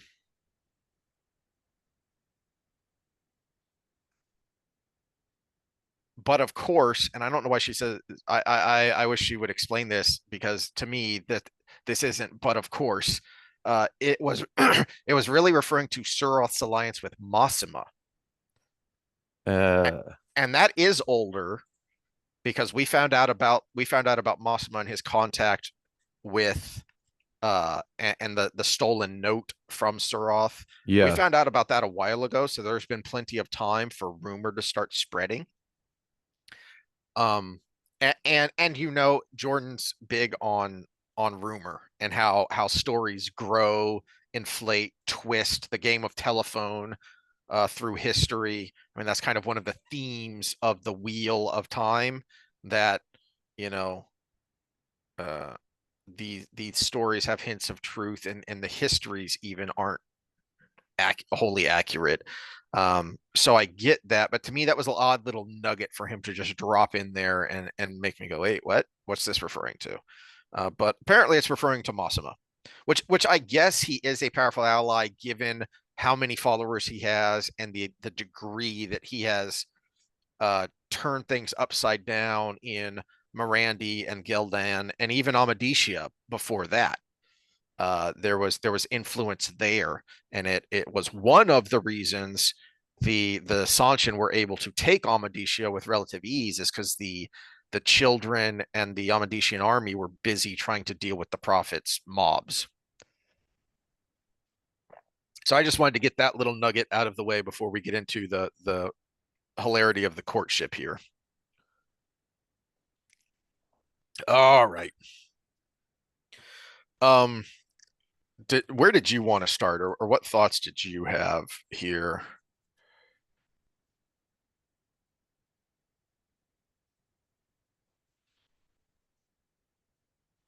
The So there's a lot of setup, which doesn't bother me because we haven't seen these people for a long time, and it's in a part of the world where Jordan needs to show us what's going on here. Uh, and it all builds to something, which again is the frustration with the parent chapters. It's not building to something, or it is building to something, but it takes so bloody long to get there. It doesn't feel like it once you've well, finally gotten there. I've got a curiosity on 616. Noel, who we kind of have an idea who he is, Mhm. all of a sudden remembers a prophecy. Mhm. And fortune rides like the sun on high with the fox that makes the ravens fly. Luck his soul, the lightning his eye. He snatches the moons out of the sky. And you can kind of piece together. I'm assuming snatches the moons out of the sky is capturing the heart of the daughter of nine moons. I think so. I Uh I think Noel is pulling a Varen here, and I think he's being cheeky. and Hmm. I think he knows exactly what he's doing. Even though we do get from his point of view that the very brief moments we've gotten that his mind isn't quite right, that he has trouble remembering things, but he is much sharper than he lets on, I think. And I think that was on purpose to kind of plant a kernel in the minds of both Matt and Tuan. Okay, so stop me if you think this is a spoiler, but what we get from book 4 with Matt and the memories is that the memories are from generals that visited Mm-hmm. the Aelfin or Elfin or whatever. I can't remember which is which. Yeah, The foxes are the snakes, right? And we kind of get hints that Noel might have been there. And his trouble recollecting things, could it be that he left memories? I we also get from Ishi's point of view that Ishi did something to him, that Ishi did something, that he somehow influenced Jane Farstrider. And so I think it's double. I think he may be under some point of some form of Compulsion? brainwashing compulsion, which Yeah. we have seen and we do see more later, that it can be used very subtly.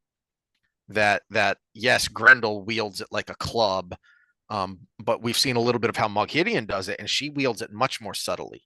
And you get more of that later, and we've seen some of that before. So I think there may be some element of underlying compulsion that has messed with his mind.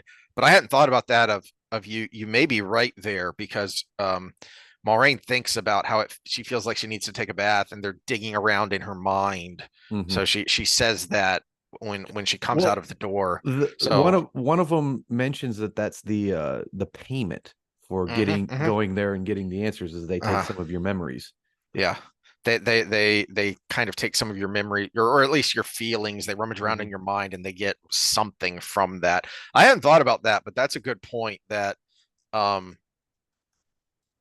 I think it's strongly implied already that he knows more about the Aelfin and the Eelfin than he should if he hasn't been there.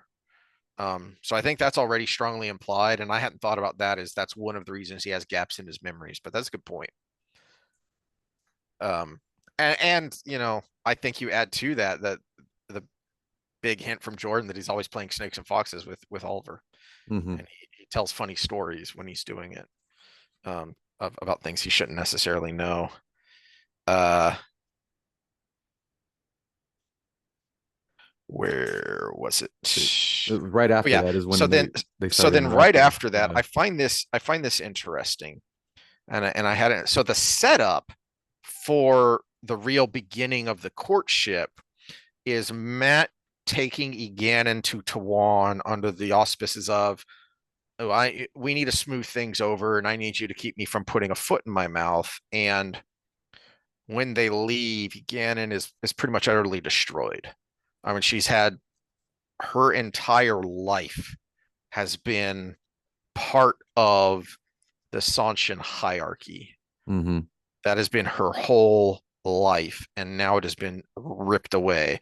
And it's I hadn't thought about this, but again, nothing's an accident, and the structure. So we just left Aram, and all he has is the sword, and that's not enough for any man, as Elias says. And Eganon has had something similar happen to her with the way Aram's his whole life was the way of the leaf until it was ripped away when he had to watch his parents and so many others being slaughtered. And so that was ripped away and he didn't have anything else to fall back to. Eganon has Dolman. And I guess, Mm-hmm. reason 7,243 of why Jordan has to be canceled is because that is part, it's not all. He's not a misogynist, you stupid, small-minded modern twits. It's not all, but it is an element of how she moves on is because she has Dolman. But you paralleled Nynaeve and Egan earlier. Mm, Uh, but look at Doman and her relationship versus Lan and Nynaeve's mm-hmm, relationship. It's very similar. mm-hmm. He controls Good his point. own emotions to keep her in check, Mm. just as Lan does with Nynaeve. That's a good point. But the bigger point was getting back to Matt is I found it interesting that you've talked a lot about how Matt intuits things. And we see that especially when he's playing cards with the other nobles and how good he is at cards, even outside of his unnatural luck. That he's able to read a room naturally. And I don't think he ever really gets. I think he surmises and is partially told, so he kind of sort of understands what happened here and why Eganon is the way she is around Tuwan and what's all going on here.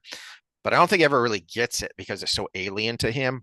But I do find it interesting that this is the trigger for him changing how he deals with Tuwan is the way she treats Eganon and what happens to Eganon here.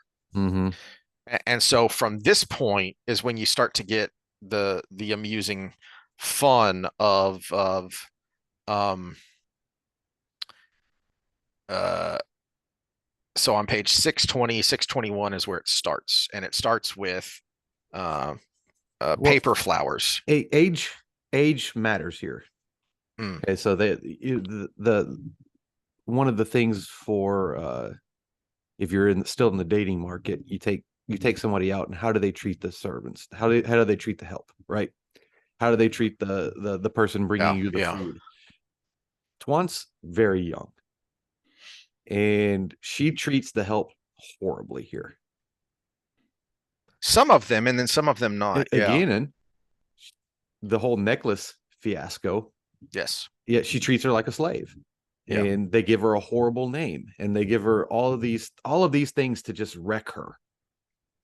And Matt comes in and is like, grow up. Mm. So if you have a 16-year-old, 17-year-old, 18-year-old girl doing that, you can still right that ship. Mm. Whereas if you're dating a 40-year-old Karen, and she's that way with the serving help, just That's go ahead and yeah. uh, Yeah. see you There's a never email me, right? yeah, there's a saying about dogs and tricks. Yeah, yeah. So at some age it's an inside character, but at a certain age when you're younger, it's something that can be corrected as a character flaw. That's a good point and connects directly with how his tactics here, how he's going to interact with Tawan. Yeah, and That this is a good point we can kind of key in on as we go to make these Matt chapters more interesting. Is we've so focused on how Matt changes to be part of this prophecy, we've kind of ignored how Tuan grows. mm,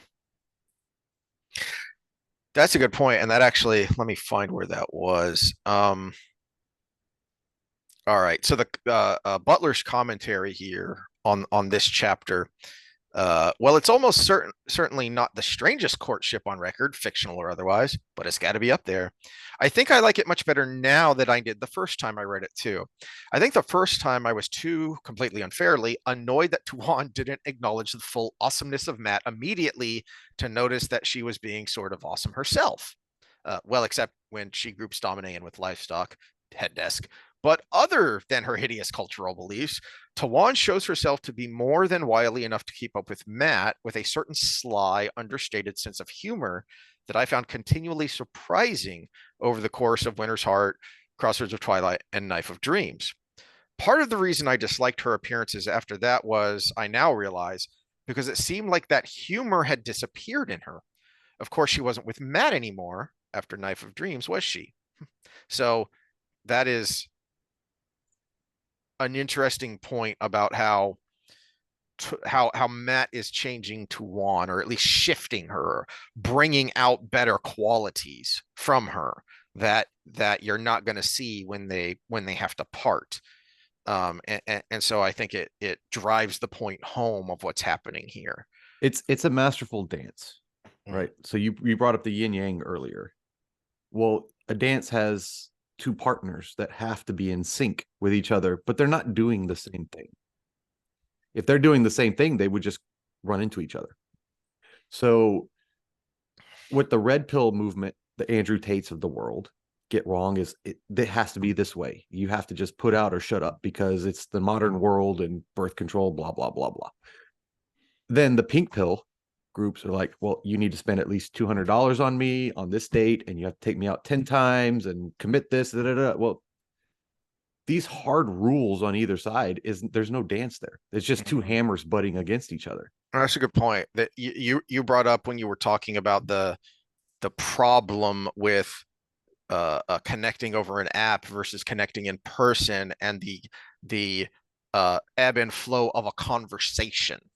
Yeah, and it's even further beyond that. It's just it's the mutual courtesy. When things go right in that arena, it just feels so good for everybody Mm-hmm, involved, mm-hmm. right? There's nobody saying I got the worst end of this deal.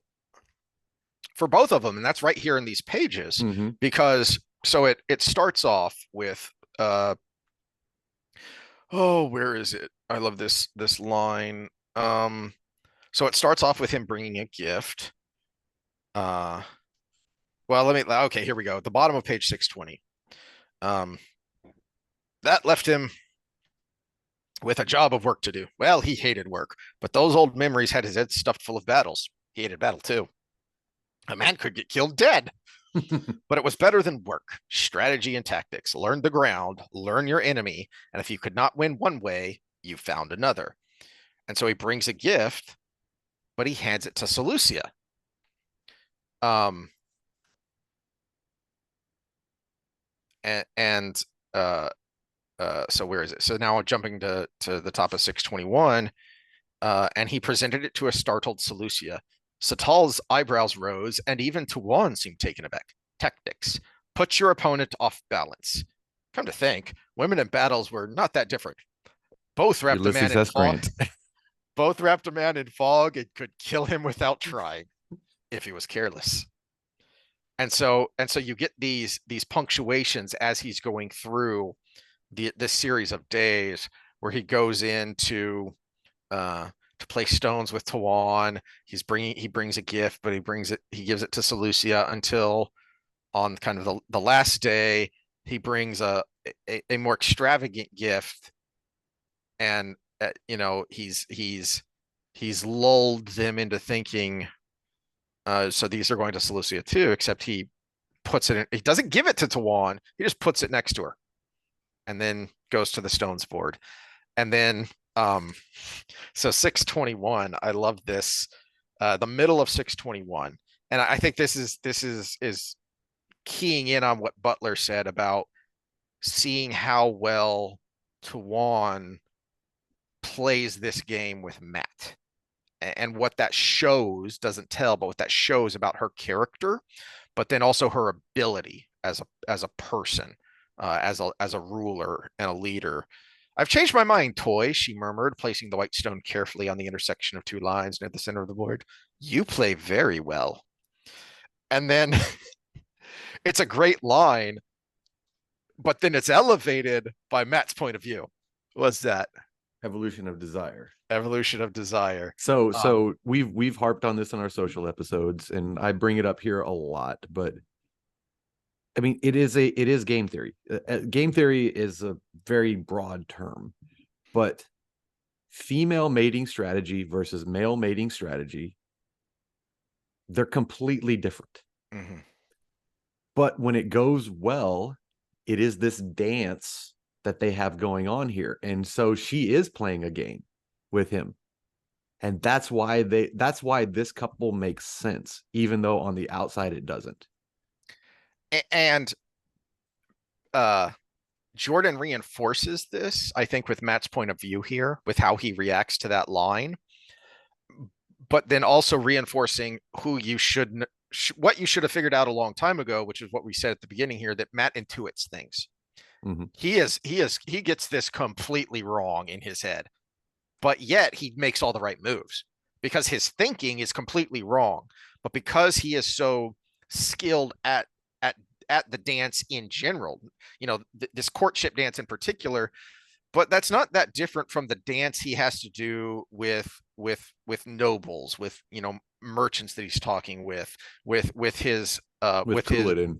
with Kulin, with the generals that are under him, that Mm-hmm. there has to be a bit of a dance there because he's not an authoritarian of just tell you what to do, right? He wants to inspire. And so he already knows all the steps. It's just a different tune now and going to a different place. And I thought of this when you made the point about if she's ready to go, you don't have to club her over the head and drag her to your cave. She's ready to go. You could And see it. You could feel it.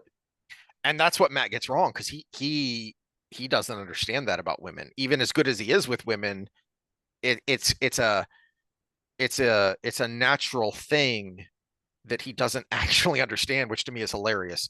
Matt blinked. Could she know what he was up to? So Lucia was standing at Tuan's back, seemingly absorbed in the almost empty board. Satal turned a page in her book and shifted a little to get a better light. Of course not. She was talking about stones. If she even suspected his real game, she would toss him out on his ear. Any woman would. It had to be the stones. No, no. I think I've No, said but this before and I got in trouble, but as we've said, sometimes mama needs it bad. I'm going to disagree with you here, though, because I think if he had gone for it right there, it would have been the wrong move. This is part of the intuition, is No, his no, no, no, but hesitation. that's what I mean is he thinks there's no way she could be dancing the same dance as him. I think the implication there is Well, and if she's not, she though. That's the thing. He's right. well, he's right and he's wrong. She's dancing her own game. Well, no, I see. I think it's more nuanced than that. She's dancing the same dance, but for different reasons. So Well, that makes he it a is right different in game, that though. regard. That makes it a Well, different game, though, because no, if he had gone for Nookie right there, it would have been the wrong move.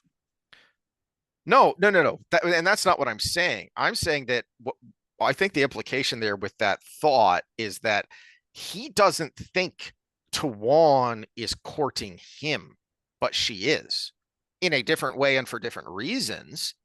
But she knows this is a courtship, Yeah, and I think he doesn't I think the understand that. miscommunication here is the different ways for different reasons is so different that it is a different dance. Well, it is, yeah, and you get that here, but much more later. That for her, it's much more political. Well, it's not just She's yeah, it's not just political. She does have feelings, but her feelings are based on her belief system. well, and she has grown up. We get this. She has Mhm. grown up in a place where she has to suppress her feelings and think in a cold, calculating way, or she would literally be dead. Yeah, well, and that's the thing about feelings and belief systems in general is we like to our feelings, we kind of mold those things around our structure that we grew up with or our structure that we want to hold on to. It's the elephant in the rider, right? We post hoc justify the elephant's movements based on what we believe. And so yes, she has feelings for Matt, but she has to make it fit in her world. Mm-hmm. And he has feelings for her, but his world he's trying to figure out too. And he's trying to make it fit into there. So it's it's two different dances because of two different cultures and two different completely different genders. So we've got the regular gender battle and we've got a cultural battle at the same time, Mm-hmm. which is why it's complicated. Which is the best kind of relationship, by the way, the most complicated ones. But I'm a sucker for punishment, so maybe that's just my view.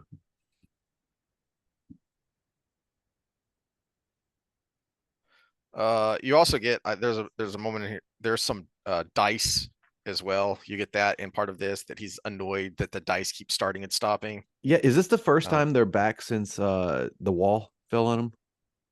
no, they started rolling in Winter's Heart, and he wasn't sure why, and it was because of Tawan. Oh, oh yeah, That when yeah, yeah, Tawan gotcha. smiles at him because he says that he's taking her with him, and she smiles, and the dice stop, and it freaks him the hell out.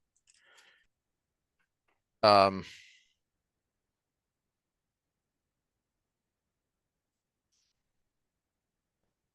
let's see. I don't remember what that part was about. All right, but let's move along here. See if we can get through to the end. Um, Oh, I don't know that we need to. Aegeanin calls him out. Aegeanin calls him out. Yes, You yes. behave like a man courting. Is that where he finds out about The ceremony. Yeah. the ceremony? Yeah. Yeah. She That says, "You Wait, can't what the think she'll hell? complete the ceremony, can you?" And he's like, "What?" Yeah, yeah, and I love the analogy that he uses when he's thinking about it is that the hook is in the mouth and she to Juan is just waiting to set it.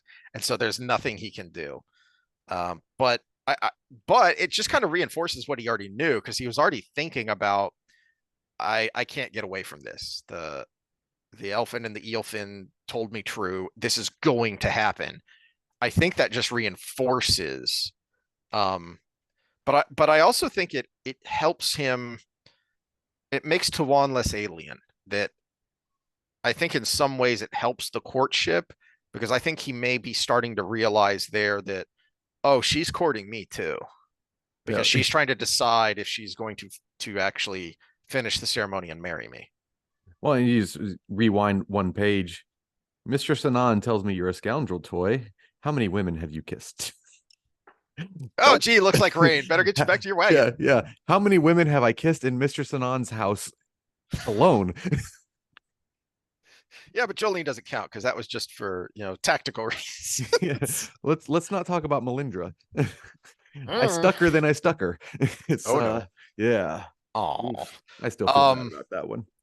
I just imagine Yeah. her as so freaking hot. I don't know. I have pictures in my head of all the people in these books, and Melindra was one of the hottest. Yeah, and it comes back up here actually. We kind of skipped over that, but that was kind of creepy where I don't even remember who he was referencing. I think it was one of the Soldam about Noel intimating I could make this person disappear if you want me to. And Matt thinks I'd killed one woman and I left another to be butchered. I'm not going to add a third soul to my conscience, which Mm. is which is harsh when you get to how his chapters end here with him having to kill another woman. Well, which is it's fun because let's bring all the boys in here. Perrin, Rand, and Matt. So we talk about them being a tripod, right? And Rand, his part of his existential guilt is all the women in his list, right? Mm, Matt is the same way. He remembers that dagger more than almost any other, more than the memories in his head from yeah. the Elfin. And Perrin is willing to let all number of women die to get Fail. Mm. Because he's gonna kill maidens, he's gonna kill regular Shido, he's gonna let the Aes Sedai fight for him, he's gonna let the wise ones fight for him just to get to Fail. Well, yeah, we kind of skipped over how his chapter ends, which is Talonvor showing back up and saying there's a army of Sanshin, and Perrin says, "Tell me about him." So Yeah, it's already setting up. You already know. Oh, geez, he's going to make a deal with the devil. yeah, and they feed off each other. Aram with his just nihilism, Mhm. Perrin with his just existential, I guess, obsession with getting Fael back, and Talonvor has that obsession with Megden. Yeah. Yeah, it's these negative feedback loops all feeding on each other. Well, I guess it's technically a positive feedback loop because it creates gain the whole time. Positive not being the positive we would say as in Yeah, it's a that's good that's why thing. I Yeah, always say it wrong when I yeah, say when yeah, I yeah. say negative feedback loop. It's because I'm talking about something negative, and Yeah, positive feedback loop because keeps getting greater and greater and greater and greater, and they keep feeding on each other. And Arganda's not helping, right? It just keeps going and going and going and going. But Matt, he still feels this guilt, even though she's long gone, Mhm. even though she was a dark friend, Mhm. even though he was defending himself at the time, he still feels this guilt. And Well, I love the way that scene is written. How he feels it in slow motion and he flings the dagger out of reflex and he's literally trying to grab it out of the air. I mean, there's mhm. there's no way he can. He's falling backwards as he throws it, but he is literally trying to grab it out of the air as it flies and sinks into her chest. And it's so I love the way it's written. I think it's written so beautifully dark because it's going to stay with him. And Well, and Jordan wants you to feel it and wants you to remember it. and it hurts so bad because it's on the tail end of an amazing moment between them. Mm.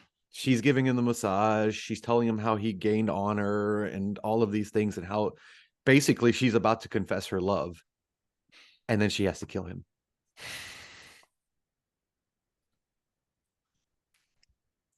Yep. And until Tuan, that was the closest he was to ever confessing his love. That's a good point. Yeah, All Thailand, there right. was always that bit of I like this, but there was never I love you. Hmm. With Melindra, we had a little bit of that in his head. That's true. That's a good point because you get a lot of he cared for her. He says that, he shows that, and then after her death, you see it more. But Jordan very purposefully, there's no love on either part. There's a lot of affection, but there's no love on either part. And I think that's an important point I hadn't thought of before. Yeah, and Melindra was, yeah, she was a plant. She was a dark friend. She was obviously there for a reason on orders. But in his mind, She's it was still his a own. person. In Yeah. his mind, it was his own choice. Mm, Thailand was never his choice. He just kind of mm, got a little Stockholm syndrome there. mm. But Thailand was never his choice. He just started to gain affection for her. But Melindra was someone he thought he sought out on his own. He thought he courted and was being affectionate to him. And then it's not just the killing of the woman, it's the betrayal behind it. It was all of this part of that plan? That's got to hurt. Mm-hmm. That's got to jade you. I mean, I would actually expect more jaded Matt at some point after that. Moving on and lightening it up, there is another thing here that I wanted to note, which is page 633. So this is when he's taking them dress shopping, and as they're leaving, she, referring to Littell, she is a good wife for Master Luca, Tuan murmured when they had gone a little way. Matt looked at her sideways and resettled his hat on his head. There had been no mockery in her tone. Did she hate Luca that much? Or was she saying what sort of wife she would be? Or burn him, he could go as crazy as Doman thought he was trying to puzzle this woman out. She had to be the reason for the feel of the dice in his head. What was she going to do? Oh no. I love I love the from the outside looking in and the completely different way they look at and think of things of, you know, Tawan sees this as a good match, and I think you get that from some of the other women as well, as well in the show.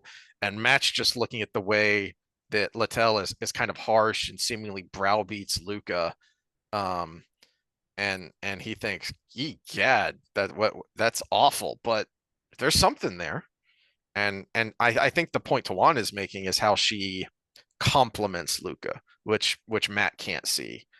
Uh, anyway, did you have Well, we were talking about the dead and the thinning of the veil. Why could only Matt see the dead people here? Oh, that's a good point. I hadn't thought about that. Because in the previous episode with the or the previous So Harbor chapter, everybody could see them. But why is only Matt seeing them here? Two thoughts. One, it might connect to what I was saying, which is that in So Harbor it's stronger because there was already a darkness there Mm. that they had created themselves, and so that made the effect stronger. And But then the maybe other point Matt's here Tavarin with thread with your is point about the yeah. Tavarinness and the thread and the connection to the world of dreams, maybe that's why he's the only one who can see them here, because he has that unknowing connection to the world of dreams that others don't have. Comment below if you have another theory on why that might be. And I feel kind of dumb for not thinking about that, about why Matt is the only one who can see them. Mm-hmm. Um,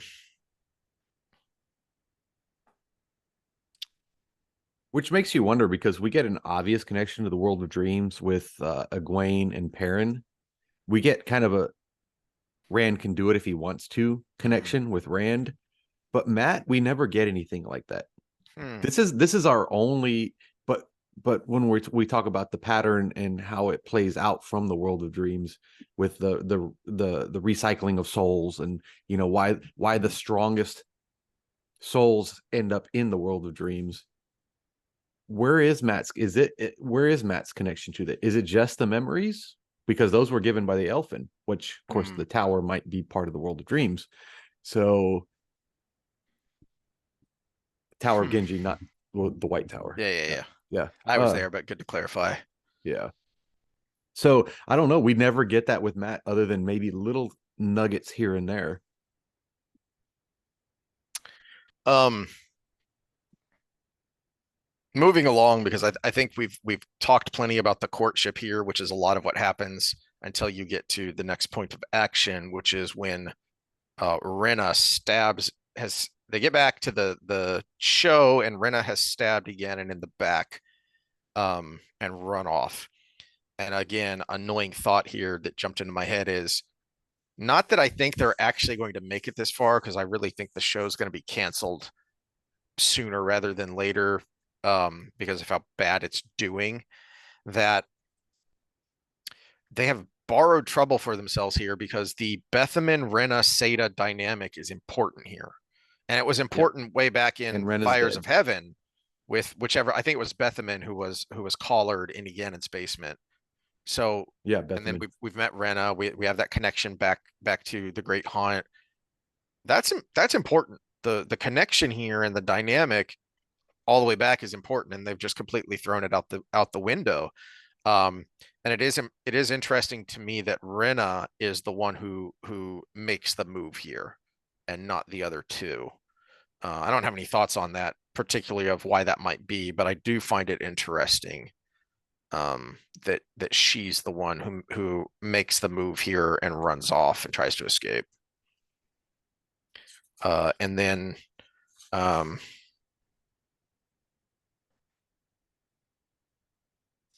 uh,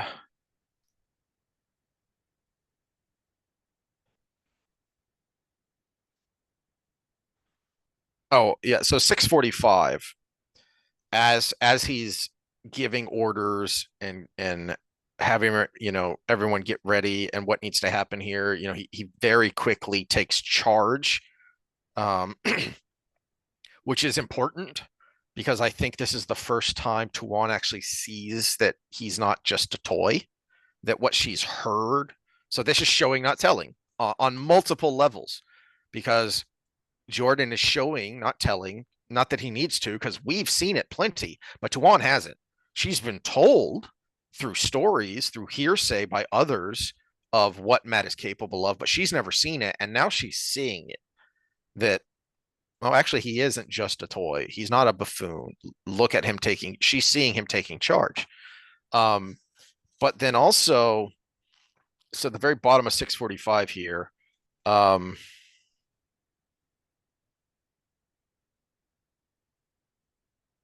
that Julian kind of recommends leaving Tawan and Seleucia there while everyone else runs off. Maybe it'll slow them down because they'll be, busy taking that. You keep saying you're going to turn them loose sooner or later. Matt met Tawan's eyes, big, dark, liquid eyes, and a smooth, expressionless face. She had pushed her hood back a little so he could see her face clearly. If he left her behind, then she would not say the words, or if she did, he would be too far away for the words to matter. If he left her behind, he would never learn why she The zip code smiled those rule. mysterious. Yep, yep. But on the other hand, if he left her behind, he would never learn why she smiled those mysterious smiles or what lay behind the mystery. Light, he was a fool. Everybody. Uh, he said, did Tawan nod slightly as if to herself? Why would she nod? And then let's ride. Um, so it uh showing not telling, he's showing us that Tawan is very interested in what Matt's doing here and also approving it of you know okay, I've learned something new about you, and you aren't just going to dump me on the side of the road. We are going to continue this dance, and she's approving of that. But then we get a chase scene here, and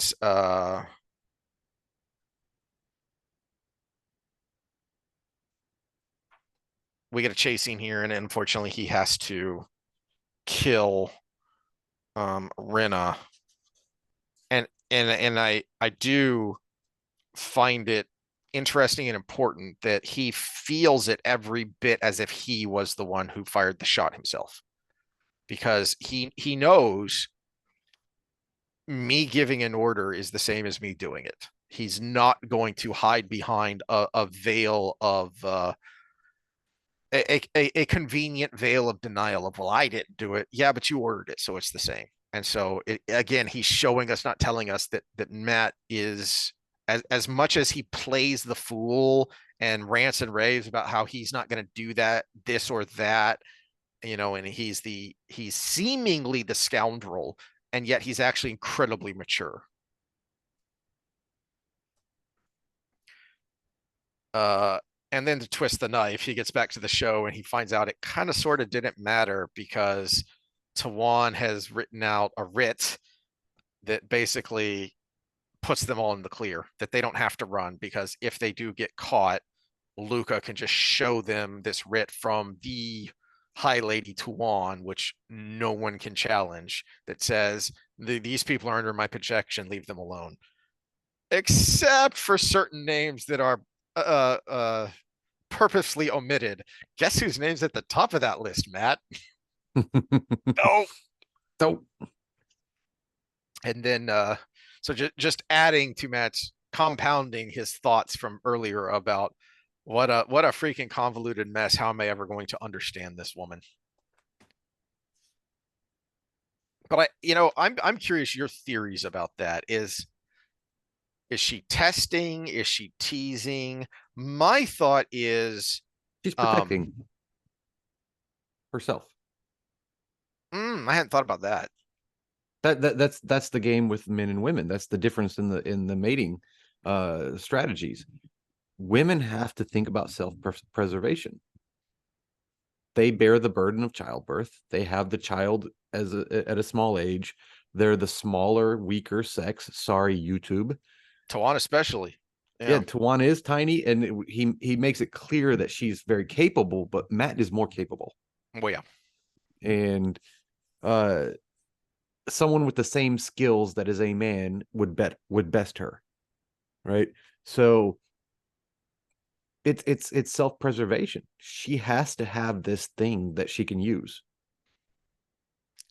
Good point. I hadn't thought about that part. My thinking was this was a challenge, a test of, all right, you weren't What? going to leave me and Seleucia on the side of the road, but you still have to prove it. You still have to finish the dance.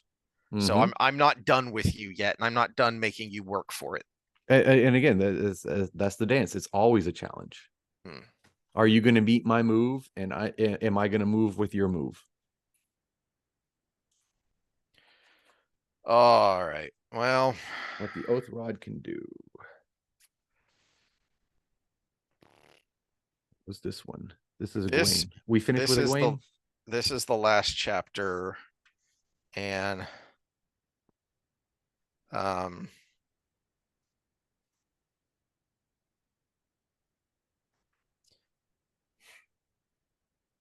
I'm tempted to actually wait and really dive into this chapter um until the next book, because it ends on a cliffhanger. Okay. So Um like a epilogue and prologue combo. yeah, so because this is where um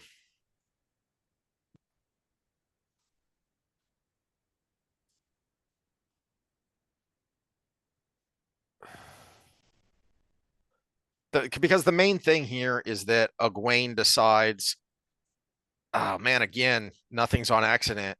We just saw the maturity of Matt, which Egwene never acknowledges, that he understands, I'm in charge, so I took that shot even though I didn't physically take that shot. And now you Mm-hmm. see Egwene doing it, which is, I can have someone else do this in my stead. That she was going to have Bo do it, because she was the next best option as far as strength, as far as ability, in making Hearthstone. But she wasn't as good as Egwene. She wasn't as strong as Egwene. And Egwene just, I can't send someone else to do this when I'm the best option for this. So she does it herself, knowing the risks. And this is where her arc as a character to me works so much better than Elaine's. She acknowledges the risks going in. She acknowledges that this is potentially a very bad idea, but she acknowledges it. She accepts the consequences, and then she actually suffers the consequences, which is what's going to take place in the next book, which is why I'm gonna wait for it there, because to me the consequences of this action are really what make this moment to me.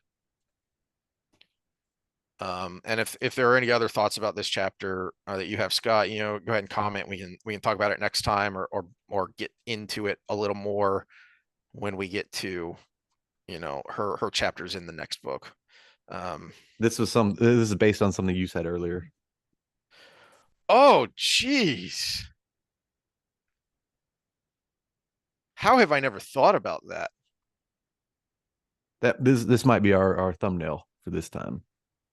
Ow, ow, that hurt. Yeah.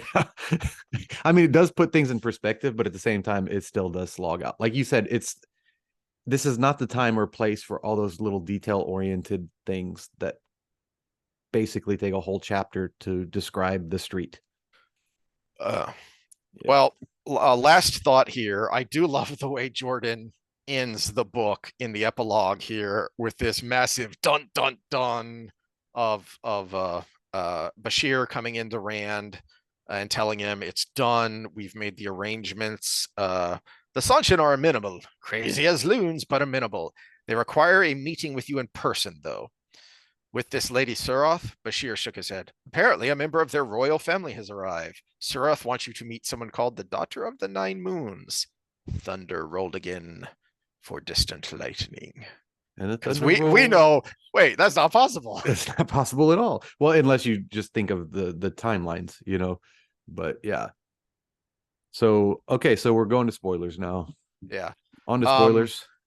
On to spoilers. I don't remember our thoughts, but does the closing poem have anything to do with it? Which is anonymous. So I'm going to start with the attribution because I love it.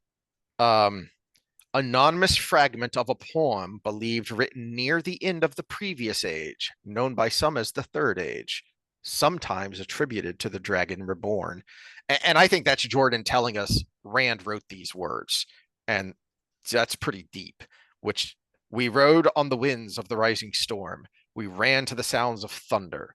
We danced among the lightning bolts and tore the world asunder. That is, I think, Jordan telling us at some point here, Rand gets it, but I think that connects to what we were kind of ranting about and talking about with his conversation with Logain and how he doesn't get it yet. But at some point he's going to, and he's going to learn a harsh lesson of, we thought we were invincible, and what we were doing was destroying the world. Mm-hmm. Well, this is the spoiler I kind of had is there was always the debate because there was in the prophecies the one who comes after, mm-hmm. And there was always the fight between is that Narishma or Logain? Yeah, I know. That is I think purposely one of those mysteries that's left hanging, because you do go away if this is your first time reading, because this is a major thing, that the way the last battle ends and the way the rending of the tower is kind of resolved is Logain is clearly the one left in charge because there's no one else, because Taim and his faction have been destroyed. So then what the heck is Jahar? It's never resolved, and I think that's on purpose. Yeah, well, there was always the connection to the sword, Colander. Yeah, Kalendor. Yeah, and Narishma is the one that goes and gets it from the stone. And then that was the supposed connection that he's the one that comes after, because there was something about pulling the sword. Right. but we're And never told what the hell that means. Of yeah, wait, comes after what?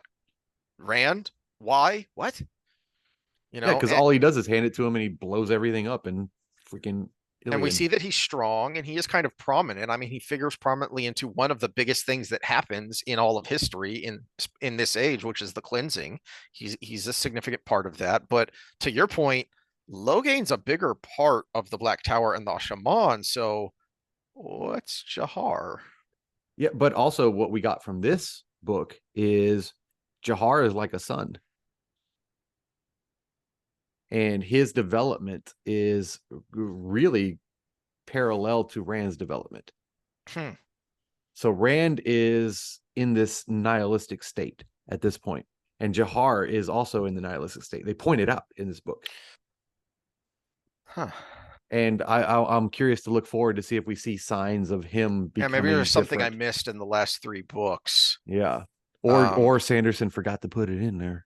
Now he does pop up in the next book and plays a prominent role in things that happen because But I'm he's the saying one. the plot line of who's the one that comes after.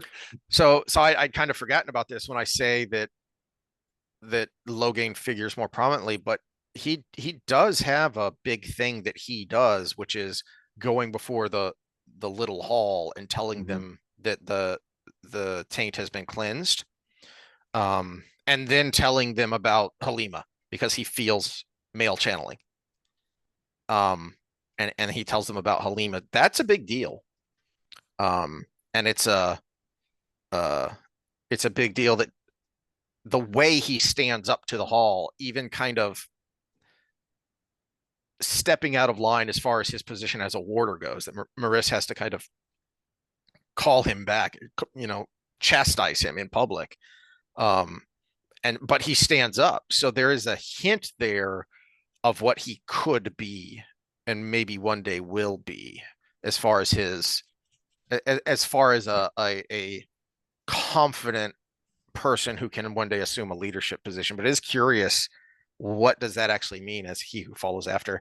And I just had Yeah, this I still random think, thought. yeah. Oh, I still think it's more likely that it's Logain because it plays into men's viewings of Logain a little bit And better the too, glory. and the glory. But I think it just But I don't it think just he has ended any. so I don't think he ever has anything to do with Kalendor, does he? exactly. Yeah, that's the part. That's the part. The sword with is there maybe another sword I, other than I I Kalendor? can't remember what happens to it. We'll have to keep an eye on it. I feel like it does show back up, and I can't remember where or how. Okay. Okay, So so we'll have what to was your, keep an eye on it. yeah, what was your thought on that? Um, well, my thought then was, uh, Katsuin doesn't have much longer to live. She is absolutely at the end of the extreme end of what any Aes Sedai's recorded life has been. So she's going to be the next Amarillan, but I can't think that it will last very long. So So then, you think like a Maurice Narishma what if partnership? Yeah. what if Maurice and Narishma reform what the Aes Sedai used to be, which was the Amarillan and the Tamarillan, and maybe they call it something different, but that's Jahar and Maurice, and since they're already bonded, they're already connected. That Narishma kind of assumes that role as the next dragon. Yeah. The role, the title, whether they call it something different, but the title that Lews Therin once held, which was Tamarillan. And so maybe he rises to that position because of that connection with Maris. And she is obviously the second in command under Katsuin. So That's a good point. Yeah, she is one of Cadsuin's followers and confidants, and one of the few that Cadsuin really trusts. So so it would she's make most sense. likely to be the keeper or Yeah, it would whatever. make sense Yeah. that she might Yeah. be she might be the keeper. She shares, traditionally the keeper shares the Ajah of the Mhm. Amarillan. So that, and Marissa's agreeing as well as Cadsuin. So that's a good point. Random speculation. Did we have any other spoiler thoughts? I don't remember. I wrote down Matt and Tuan as a dance, but we talked about that. So Uh, yeah.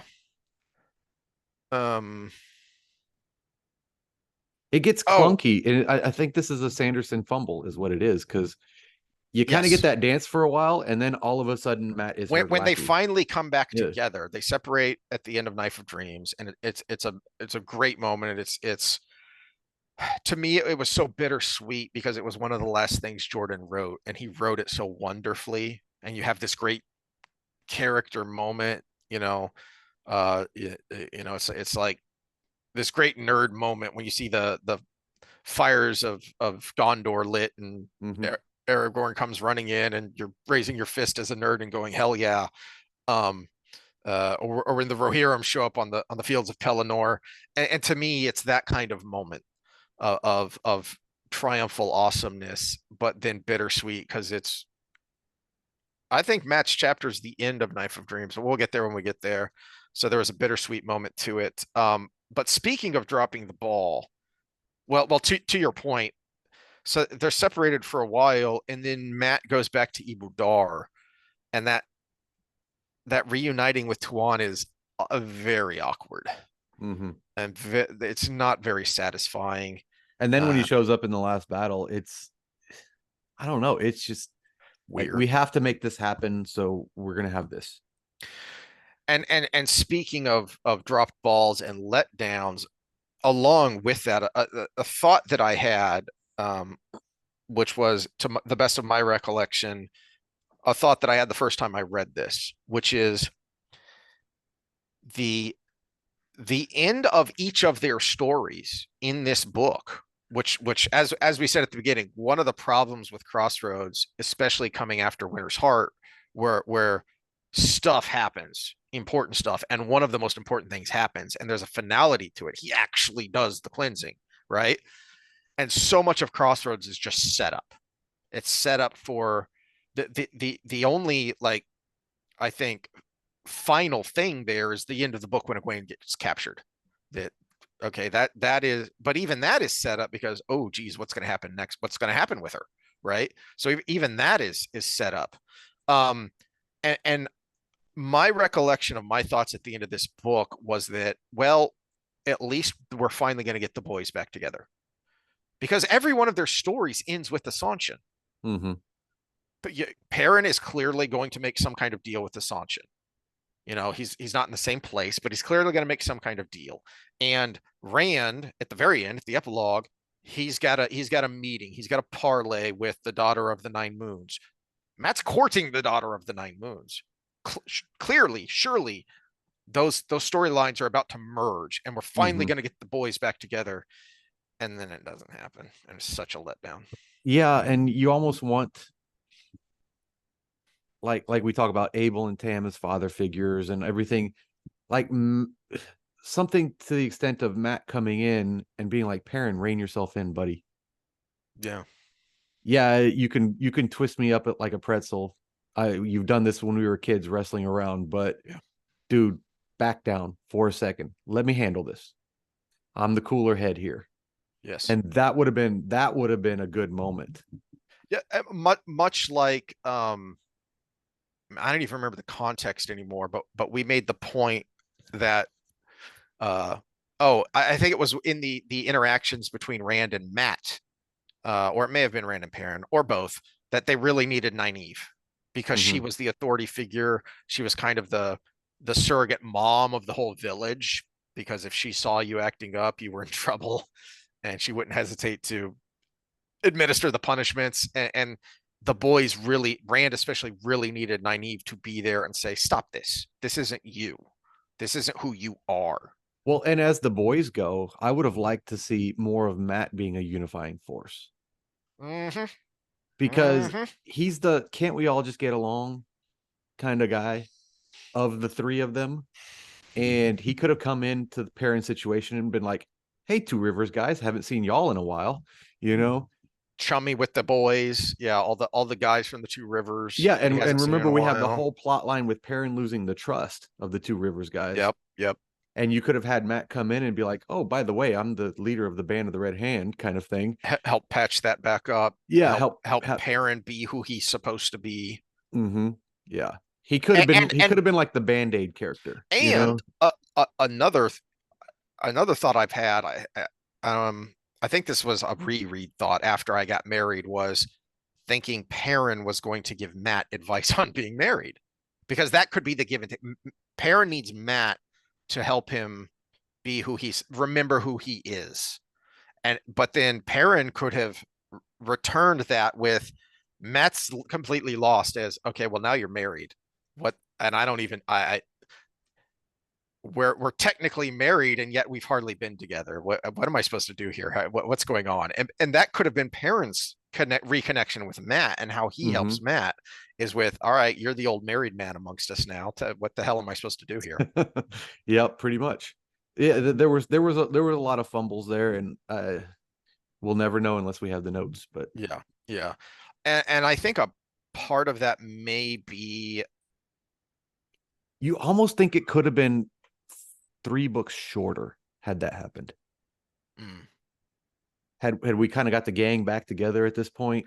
well, and we've talked about this before. Before his death, Jordan really thought he was going to be able to finish the series, Mm-hmm. and he thought he was going to be able to finish it with one more. My recollection, and one of the reasons the fans were so annoyed with the announcement, not of Sanderson being the one to take over, but when that was announced, it was announced that it was going to be, if I recall correctly, it was announced it was going to be at least 2 and maybe 3 more books. But before his death, Jordan was saying that he thought he could finish it in one more. So the expectation among the fan community is that there was only going to be one more book after Knife of Dreams, and we were anxious to get to the end. And there was some feeling of Tor is the publisher is just milking this, and I don't think that's the case. I Well, part think of it was style, because Sanderson does the yes, duality where you had 2 storylines going in every chapter, and that took a lot of page space. I think, and we've talked about this before, I think Jordan really thought he could finish it sooner, but he just got going on some of these storylines and they dragged out longer than he thought they would, or maybe intended for them to. But once he got started with the writing, he kept thinking he needed more in here. And so it Mm-hmm. dragged things out. Well, so it gets us back to our quote that you trace back to possibly Twain, but I had thought was one of the founding fathers, was, I would have written you a longer letter, or shorter letter, had I but the time. Mhm. And he was out of time. Yeah. Yeah. Yeah. And I think a part of the wrinkle here, the roadblock for getting the boys back together, was something I've complained about, which is Rand's storyline is also something of a slog. It's not Mm-hmm. as much so as Perrin's, but it does go on longer, which is his descent into darkness and Yeah. how long it takes to resolve that. Rand's storyline becomes Cadsuan's storyline. And it's, when we see it from Rand's point of view, it's sloggy. But when we get it from Cadsuan's point of view, it's like, oh, that's where they're going with this. So it kind of takes that a little bit out of it. Not like Perrin's, where we get everything from his point of view. But yeah, Rand, when you're getting it from his point of view, you're like, oh God, quit being an idiot, quit being an idiot. And then you get Cadsuan and you're like, oh, that's where they're trying to put this piece in. I think the big roadblock to getting the boys back together was that Jordan really, he didn't want Rand to have help. I think for whatever reason, Rand had to figure this out on his own, so he couldn't have the boys come back in until he had his moment of self-revelation, self-actualization. I think to this point, the point of what we're talking about, though, we could have had a Matt and Perrin get together and still had that Rand self-actualization. And you do get that. They meet up well before Perrin meets back up with Rand, and Matt meets back up with Rand. So they meet up together, and I've said before, to me that was the biggest letdown of the Sanderson books, was that moment that it kind of came out of left field. It wasn't written particularly well, and then it's over in a flash, and that to me was the biggest letdown of those 3 books. Anyway, sorry to end it on a sour note. No. It's this is why we talk. This is the whole spirit behind our Parker Hall get-togethers, where we just threw crap out there and debated over it. And it's great to read the books, but it's also great to say, well, what if Matt had shown up in Perrin's storyline and said, remember the Badgers? We don't need And no stinking badgers. and then the battle plan had something to do with that deception. Hey, you saw ghosts in this town. I saw ghosts in this town. I bet you they've seen ghosts. Remember those badgers that we covered in Dogs. flour? Dogs, yeah, the Dogs. dogs Yeah, we the covered in dogs. flour. Yeah, and Can you get us convince some of someone they're those ghost towns. wolves? Can you get Yeah. us some of those wolves? Will they let us put flour on them? That would have been so campy, but actually fun at the same time. And fitting. It would have And fit fitting. with their Yeah. characters. Yeah. Yeah. Fit with We Mattis set it Special. up in the eye of the world, you Yeah. know? That's a good point. That would have been a great callback. All right. Well, I'm good for today. Anything else? That's all I got. I don't know about anyone else, but I'm looking forward to Knife of Dreams. It's like I said, it's one of my favorites, and I think a lot happens in it. Um, and And it's it the last is one we get from Jordan. as bittersweet as it is very sweet because it is a great, it's sad that it wasn't the end, but for Jordan's end, it was a hell of an end. Mm-hmm. So yeah, while this renders, I'm gonna take a nap because 3 a.m. hits harder when you're 43 than it did when I was 33. All right. But yeah, we went a little long, but we got through it. We got through this book. Giggity. Yeah. Anything All right. else? Well, Any well, tease for next time? What are we going to talk about? I brought well, up that one.